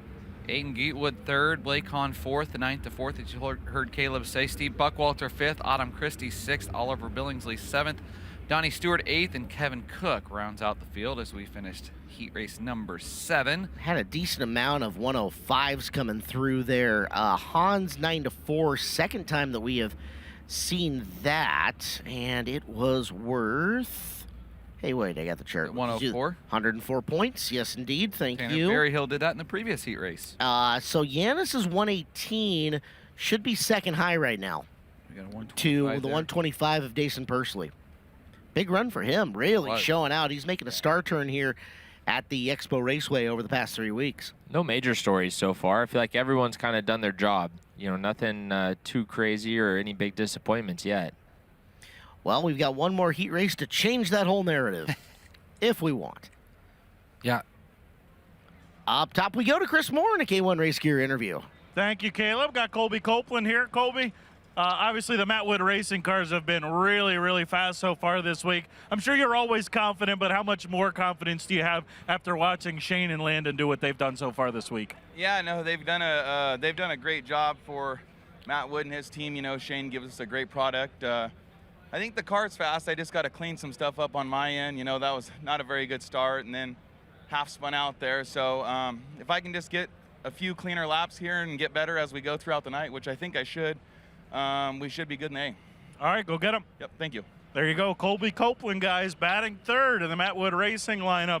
1 and 2 have both locked in, including Landon Brooks getting the win last night. And I need a little help, guys. Did both Brooks and Golubic win their heat races as well on their nights? I want to say Matt Wood Racing is I believe so. Piling up heat race wins, too. Shane on the ramp. He won a heat race or a qualifier. Landon won a heat race. Well, here's your lineup for the final heat race of the night. Gage Rucker and Dustin Smith. Shelby Hinton looking to try to turn around the luck for the Bob East Enterprises cars. Mitchell Moles, CJ Sarna, and Joe Cotta. David Canfield Jr., Johnny Brown Jr., the all-junior row 4, and Brett Clabundi starts 9th on this field. 73 was the draw-in for tonight. And expecting huge fields on Thursday and Friday coming up. Yeah, we were talking about it at the draw tonight. Lonnie Wheatley and I were as we were walking back, and man, we haven't been in the 80s yet, and I got to think that we could maybe crest potentially into the 90s one night. It's coming, and not only is that, but there are so many superstars running tomorrow and Friday as well. A handful of cars tonight that switched to tomorrow night, and a couple earlier in the week that switched to Friday, so it's going to be big nights in the Expo the next couple of nights. One more heat race to go before we get into C Features qualifiers, B mains, and your A main event. Everything left on the program here tonight as you are watching the 39th annual Chili Bowl Nationals, powered by NOS Energy Drink, here on FloRacing. Caleb Hart, Blake Anderson, Clinton Boyles, and Mike Hess in the booth with you here in the heat races. Mike, have you learned anything yet? I mean, you said drivers come into the booth, they tend to pick some stuff up. What have you picked up? I think I've picked up, I've always watched announcers do homework before the races, and I don't think anybody in the stands or out watching on Flow would understand the amount of work you guys do and the amount of work you're doing in the booth to try to keep up on information. It's kind of impressive to watch. You know, I do my homework as a race director. Clint does his homework as a crew chief in his real job. So I think watching you guys work and go through your computers and get through your sponsor lists, and I applaud all you announcers because it's not easy. It takes a level of professionalism, a level of organization, and you guys have been on your game. So we appreciate that. I've known Mike for 15 years now, I'd say, Mike, probably right in there. It seems like 115, I know, but that's yes. the nicest thing Mike Hess has ever said to me. Mike says that. I want to frame that in time. You know, Mike and I always have good conversations when he's come over to Skagit, and I've always had nice things that I heard from Mike and said back. So we appreciate that. Thank you very much. Yeah, I just you see a lot of things, and I'm fortunate enough that I get to come in here with you guys and do this, and it opens new eyes. And I try to do a little bit of everything at the racetrack just to help my job and understand more things. So. It's just good, neat to see. You're blessed with a really good crew that travels around with you at the Kubota High Limit Series. That's for sure. Mike might think otherwise some nights. Final heat race, guys. Green flag out from the front row. Shelby Hinton gonna drive around the outside. There goes Mitchell up on the high side. Mitchy Moles ripping the high side of the AME Electrical 19. Smart move there to bail out of it. Lap one of your heat race. Actually, that was Smith. Sorry, multiple 4 cars here in this one. So Smith trying to hold off Moles. Hinton sitting in the 3rd spot with Rucker and Cotta. Brown Jr.'s 251 the 9th final car. I thought I saw somebody go up the ramp, but he must have stayed out, or it must have been somebody just trying to push for heat. Good battle up front. Moles up on the high side. Smith going to pull the upset down to the bottom. Moles momentum off of turn number 2, and he'll have your lead. I was surprised to see this as Dustin Smith's Chili Bowl debut. A long-time non-wing sprint car driver in Indiana as Mitchell Moles up on the high side. Full-timer with the USAC Anslo National Sprint Car Series. And good battle through the field there for the 4th spot into turn number 3. Four Kings Racing Group has brought some good cars for Smith to compete with. As 3 cars duking it out for position up top. Look at Cotta, Rucker, and more. All sliding around looking for position, as for second now, the red tail tank 4 is Hinton. The black tail tank 4 is Smith. We're down to the white flag. 1 to go, Blake Anderson. Mitchell Moles, a trio of non-wing sprint car wins. A Silver Crown win at Eldora for the drive that was 6th at USAC AMSO National Sprint Car Points. He's going to pick up his 3rd career Chili Bowl heat race win and try to lock into his 6th straight prelim feature tonight out of qualifier that he surely will be in later this evening. Yeah. Dustin Smith 2nd, Shelby Hinton 3rd, Clint. Super close for second line there between Smith and Hinton. Yes. got really tight there, but less than a tenth of a second. Yeah. Mitchell Moles, hey, how are you? Welcome to the qualifiers. It's a nice 7-4 run for Canfield Jr. Absolutely. too. Nice point pickup. That was one of the upsets of the day. Early on in the day, David Canfield Jr. was early to the draw, relatively. Usually, we always give the Canfields a hard time. Yeah, is that why you opened early? That might have been why. Usually, the Canfields are like the last to draw, and he was, I don't know, 20th in line. You were 4 minutes ahead of schedule today. They just tell me when to say the draw's now open. Really? Yeah. Blake was premature. I'm usually late. Well, you know how my timekeeping is. Sometimes your timekeeping is all based on where Iowa football is on a Saturday afternoon in the fall. So Mike's dealt with me on that for a handful of years. Caleb got to experience that for the first time this year, Michael. Oh, yeah. Working with me on a Iowa football game day. This is Jim Higgins. This is Emmett Hahn's heart doctor that Matt Ward is taking around the racetrack right now in the 2-seater. How about that?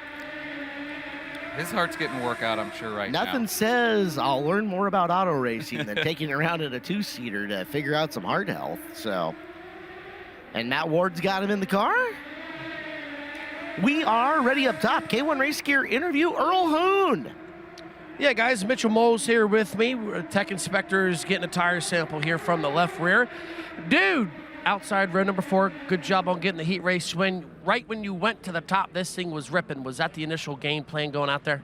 Yeah, I just couldn't run that hard the first couple of laps. Those guys were slipping up off the bottom, kind of taking up my lane. And I guess we call that growing and getting a little smarter. You just don't take as many chances because that heat race is big in this. I think at least we're in a B now if you make it through the qualifier. So that's a big deal, I feel like, for us. And just to keep pushing forward and try and build this thing. We got a few things we could work on. But overall, the car's good and car's fast. My guys work really hard to be here, so hopefully we can keep it up front all night. Guys, Mitchell Moles, you know he's going to be in a hunt come later on in the qualifiers. Thank you, Earl. Speaking of the hunt, Mitchell Moles went duck hunting yesterday. Quack, quack. Morning, yeah. Successfully? Him and Tanner Carrick, they did well. Keith went, and some K1 Race Gear guys win, and so, yeah. All right. Special activities here at the Expo. So unofficially, per Wikipedia, Pursley, Yantis, Buckwalter, and Cummins will all be starting 6th in their qualifiers. Swindell, Adams, Welty, and Swanson going to be in the rows with them. So chance for those guys.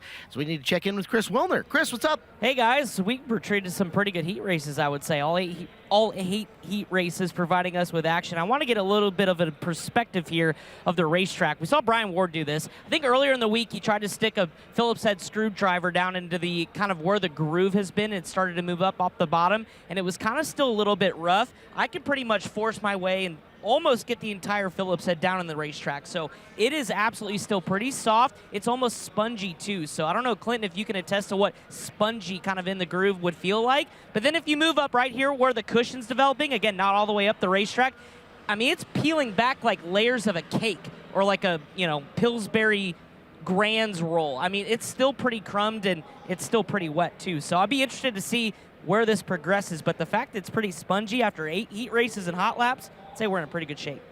It definitely felt like the track was a little bit more narrow to start last night, and really like the progression that we've seen so far as you guys go to work on it. Well, guys, we got even more to get to, but the first thing I got to tell you is if you want to look like the most stylish guy in the building, if you want to look like Mr. Red Hat himself, Clinton Boyles, who swapped back to the red hat, not the white hat tonight, you got to pick up some of this FloRacing merchandise. That's right. Head to the FloRacing store. All you got to do is scan the QR code to get the latest and best FloRacing merchandise featuring hoodies, t-shirts, hats, stickers, can koozies, and more. Scan the QR code to shop now. And again, last year, we wiped the store of FloRacing stuff. You at home, you are being challenged. And yes, I know some of our international friends are still working on it. But if you're here, you're stateside, and you don't have Flo merch, wipe the store clean, buy all the FloRacing stuff, and tell them the guys from the Chili Bowl sent you in the process. Well, the announcements just keep on coming, guys, as we need to kick things up top. Chris Moore has got a very special guest. That special guest is Cy Lynch. Chris, take it away, buddy. Thank you, Caleb. Cy, Chili Bowl rookie. First of all, before we get into your announcement, tell me how you felt on Sunday and how much you're looking forward to getting after it tomorrow. Yeah, just having a lot of fun. I mean, these cars are so much different than what I'm used to with a 410 sprint car, but Got to thank Josh Buffman for giving me the opportunity to drive a midget, and looking forward to tomorrow for sure. Now, that's not what we came here to talk about. You've got exciting news. You are going to run full-time with Kubota High Limit next year. Tell everybody how that came about, first of all. Yeah, I mean, we're really proud of it. Last year, we ran over half the shows with High Limit, and we just love everything that Kyle and Brad are doing, and Flo as well. I mean, they're supporting it really well. And for our team, the 42 team, Mercedes Motorsports, and for us to do it on a full scale is, it's a privilege. It's an honor, and we're looking forward to it. Tell me about, like you said, you ran half the shows. How much more of a challenge is it now to be going after it full time, obviously with the high level of competition and the busy schedule you're going to have? Yeah, I mean, logistically, it's a nightmare that I'm not sure, you just got to roll with the punches. But I feel like my team does really well with that, and, we proved a lot last year. So we're excited for the opportunity and looking forward to the challenges ahead. I was going to ask, are there any expectations? What are you thinking? What's kind of the goal? What would be at the end of, if you come to Chili Bowl next year and we're talking about High Limit, what would put a smile on Cy Lynch's face come next year? Well, we definitely want to get some wins. I mean, our team has the capability to make it happen, and running points is a whole different animal, so we're going to take that night in and night out and just do the best we can. Good luck. We wish you the best tomorrow and with High Limit. Thank you. Appreciate it. There you go. Cy Lynch going to be full-time with Kubota High Limit after his Chili Bowl rookie debut tomorrow. Clinton, Mike, Cy Lynch has entered the High Limit room. Cool news. Let's add to the tour. Yeah, I mean, Cy was a pleasure to have at all the races last year. He's a good racer, has good equipment. He's just battling a little bit of, I think, funding and crew help and stuff to get to everything last year. But put some good runs together. Yeah, really good at Lucas Oil last year, and definitely can qualify really, really well, which is huge on any national tour. And you get your good qualifying runs in, the finishes will come from there. Incredible pedigree, the son of the Apollo rocket, Ed Lynch. Yeah, coming out on tour. Yeah, I mean it's nice to have him. Like I said, I think he's a great addition, and I'm excited. You have a diverse field that you're going to get to manage this year, huh? We were diverse last year.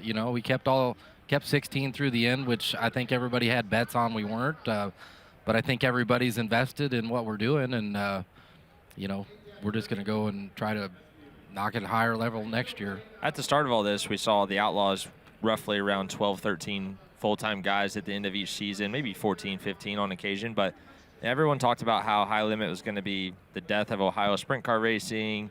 We don't have enough racers to have 2 national series. I mean, how good does it feel to know that, okay, you guys are going to put out another, 14-ish team group. The Outlaws are looking like they're going to have 13, 14 as well. Everyone is doing really well in sprint car racing right now. Yeah, I think it's as long as we can keep the fans able to go to all the events, I think we're good. I think the teams are there. I think it gives more teams opportunities to go race higher levels, and with the All-Stars back now at a limited number, we're seeing some more of those regional teams sign up for that to give them an opportunity to run, like the regional series. So I think it's still building, and with the way the economy is going, hopefully it trends back the other way, and we just keep going higher and higher. Again, from the racetrack perspective, it was a pleasure having the Kubota High Limit Sprint Car Series come into our home track and showing off something a little bit different. And Clinton, you're right. I mean, back in the day, the Outlaws were the mean 15. Last year, we sustained darn near 30 full-time national traveling teams between the 2 series. And incredible that Wing 410 Sprint Car Racing has grown to this level with crowds responding to it as well. Blake, I know that was something you and I talked to is, can we have 2? Can we get all these guys up and down the roads? But are the crowds going to continue to come out and see it? I think that proved forward this year. I can tell you at our Skagit Nationals with Kubota High Limit Racing this year, our 3-day ticket sales in 2024 were up over 100%. Yeah. So that was the excitement there. Yeah, you see on the screen, the upcoming races, talking to ticket sales, I know like the Las Vegas tickets are now available, Texas tickets are available, so just go check out the website, and if you're thinking about coming, I think you'd need to get your tickets earlier because I think they're going to get more and more scarce as the time passes. That was one thing I noticed last year is that at most of the events we went to, it was standing room only. I mean, if you wanted to just plan on a Saturday night, oh, let's go out to the races, we're going to go try to buy a ticket. I'd imagine at a few of them it was hard to get a ticket or you just flat couldn't get a ticket because every seat was taken almost at all the racetracks we went to, it seemed like. Yeah, I mean, we went to new venues and different venues, and some of them the seating isn't as much as other venues, so they fill up, and then you're just selling standing room only. So, yeah, I think you better react quick. I'll say this much. For the March races at the Las Vegas dirt track down there, the Thursday and Saturday night, you're going to want FloRacing hoodies. And I say that because that's going to be cold nights, Yeah. given past history. Well, I was there with the Outlaws when they ran there, so I know the history of what the temperature is. But we also ran nights there where it was 65, 70 during the day, and we got done not too long after the sun went down, and it wasn't that bad. And we also had nights where we pushed off the feature and looked, it was 36 degrees. So yeah, see your breath cold. Yeah, you could get either or, but we're just running single class, just us, hammer through, get it done. Hopefully checkered flag flies and the sun's setting in the west. There's a lot to enjoy about Vegas. You think about it. Enjoy the strip during the day. Come out, see some of the best sprint car drivers in the world at night on Thursday and Saturday. Combine that up with the NASCAR guys in town that weekend.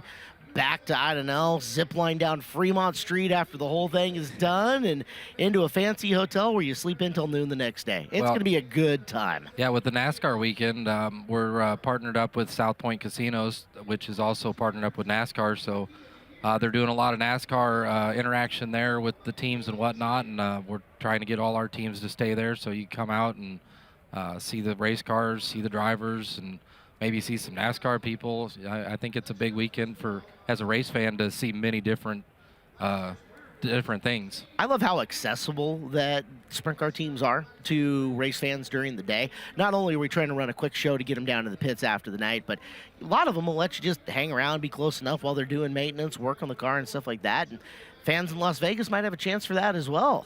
Yeah, I think Clinton will attest. We try to get done early because then those crew guys are a little more happy to stick around and talk because we get done early. They can stick around an hour and then they're on the road still at 10:30. Yep. Compared to if we checkered it then, and by the time you load up, they're on the road at 11. If we're going back to back, a 4-hour drive. Maintenance, wash, and all that. So we just try to do what's best for the teams, the fans, and get things rolling. I think that's one thing that I noticed this year about the high limit staff is that I don't think there's any one special giant inside the staff that kind of heads everything and manages it all. It seems like everyone that's involved with the high limit staff wants the best for racing and collectively tries to make those decisions that is best for everyone. And they're all super passionate about sprint car racing and how they can make the high limit series the best for everyone that's involved in it. And that's pretty special, that there's not just one dictator of sorts that manages and controls everything. So that was cool to see, to get to be a part of that. And they also asked for input from teams and drivers, and it's good to feel involved and included in all that, and the communication between the series and the teams was super good all year long. Well, with the founding group there, with Kyle and Brad being involved, you got a couple of racers that are going to be, I'm assuming, not only collaborative with you, Mike, but definitely willing to say, hey, from the driver's perspective, I like this, I didn't like this, what can we tweak, etc. I'm sure those are conversations you've had many times. Well, one thing we established right away is at the racetrack, it doesn't happen there. At the racetrack, I'm going to make a decision, and if Brad or Kyle doesn't agree, that's fine, but we're not going to talk about it till Monday. Yep. And if we have to change, we change. But but it's nice to have those guys in your pocket that you can have those guys in your pocket, give you a little input. And like Clinton said, I try to talk to everybody. You don't build Rome by just doing one thing. You can learn something from everybody, everything. It's partially why I still get in a race car. You can learn. With the incident that happened last night, that put me through on the other side of something I may have to deal with that I decide or do. So it just gives you a bunch of input to try to help you make the best decisions you can. Thank you so much for coming down to the booth and hanging out with us here through the heat races. We really appreciate it. It's been an interesting perspective from you, and definitely got to announce some cool things for High Limit coming up here in 2025 as well. It's been fun. Yeah, I think I might hang out. I want to see them up on the wall through All here. right. All right. Cool, stick around. They got a little closer and got in the cage, and I'm an old race fan at heart. I just want to see them like ripping that wall and just see their head going by. I'm just ready for Blake to panic the first time they really machine gun this thing with some clay. So we need to take a commercial break. We're going to come back with more coming up in just a little bit. You guys are watching our coverage of the 39th annual Chili Bowl Nationals, powered by NOS Energy Drink, live on FloRacing.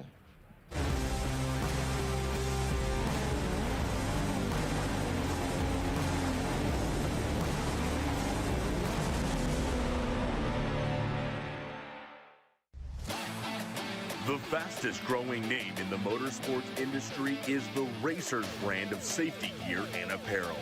Winners wear K1.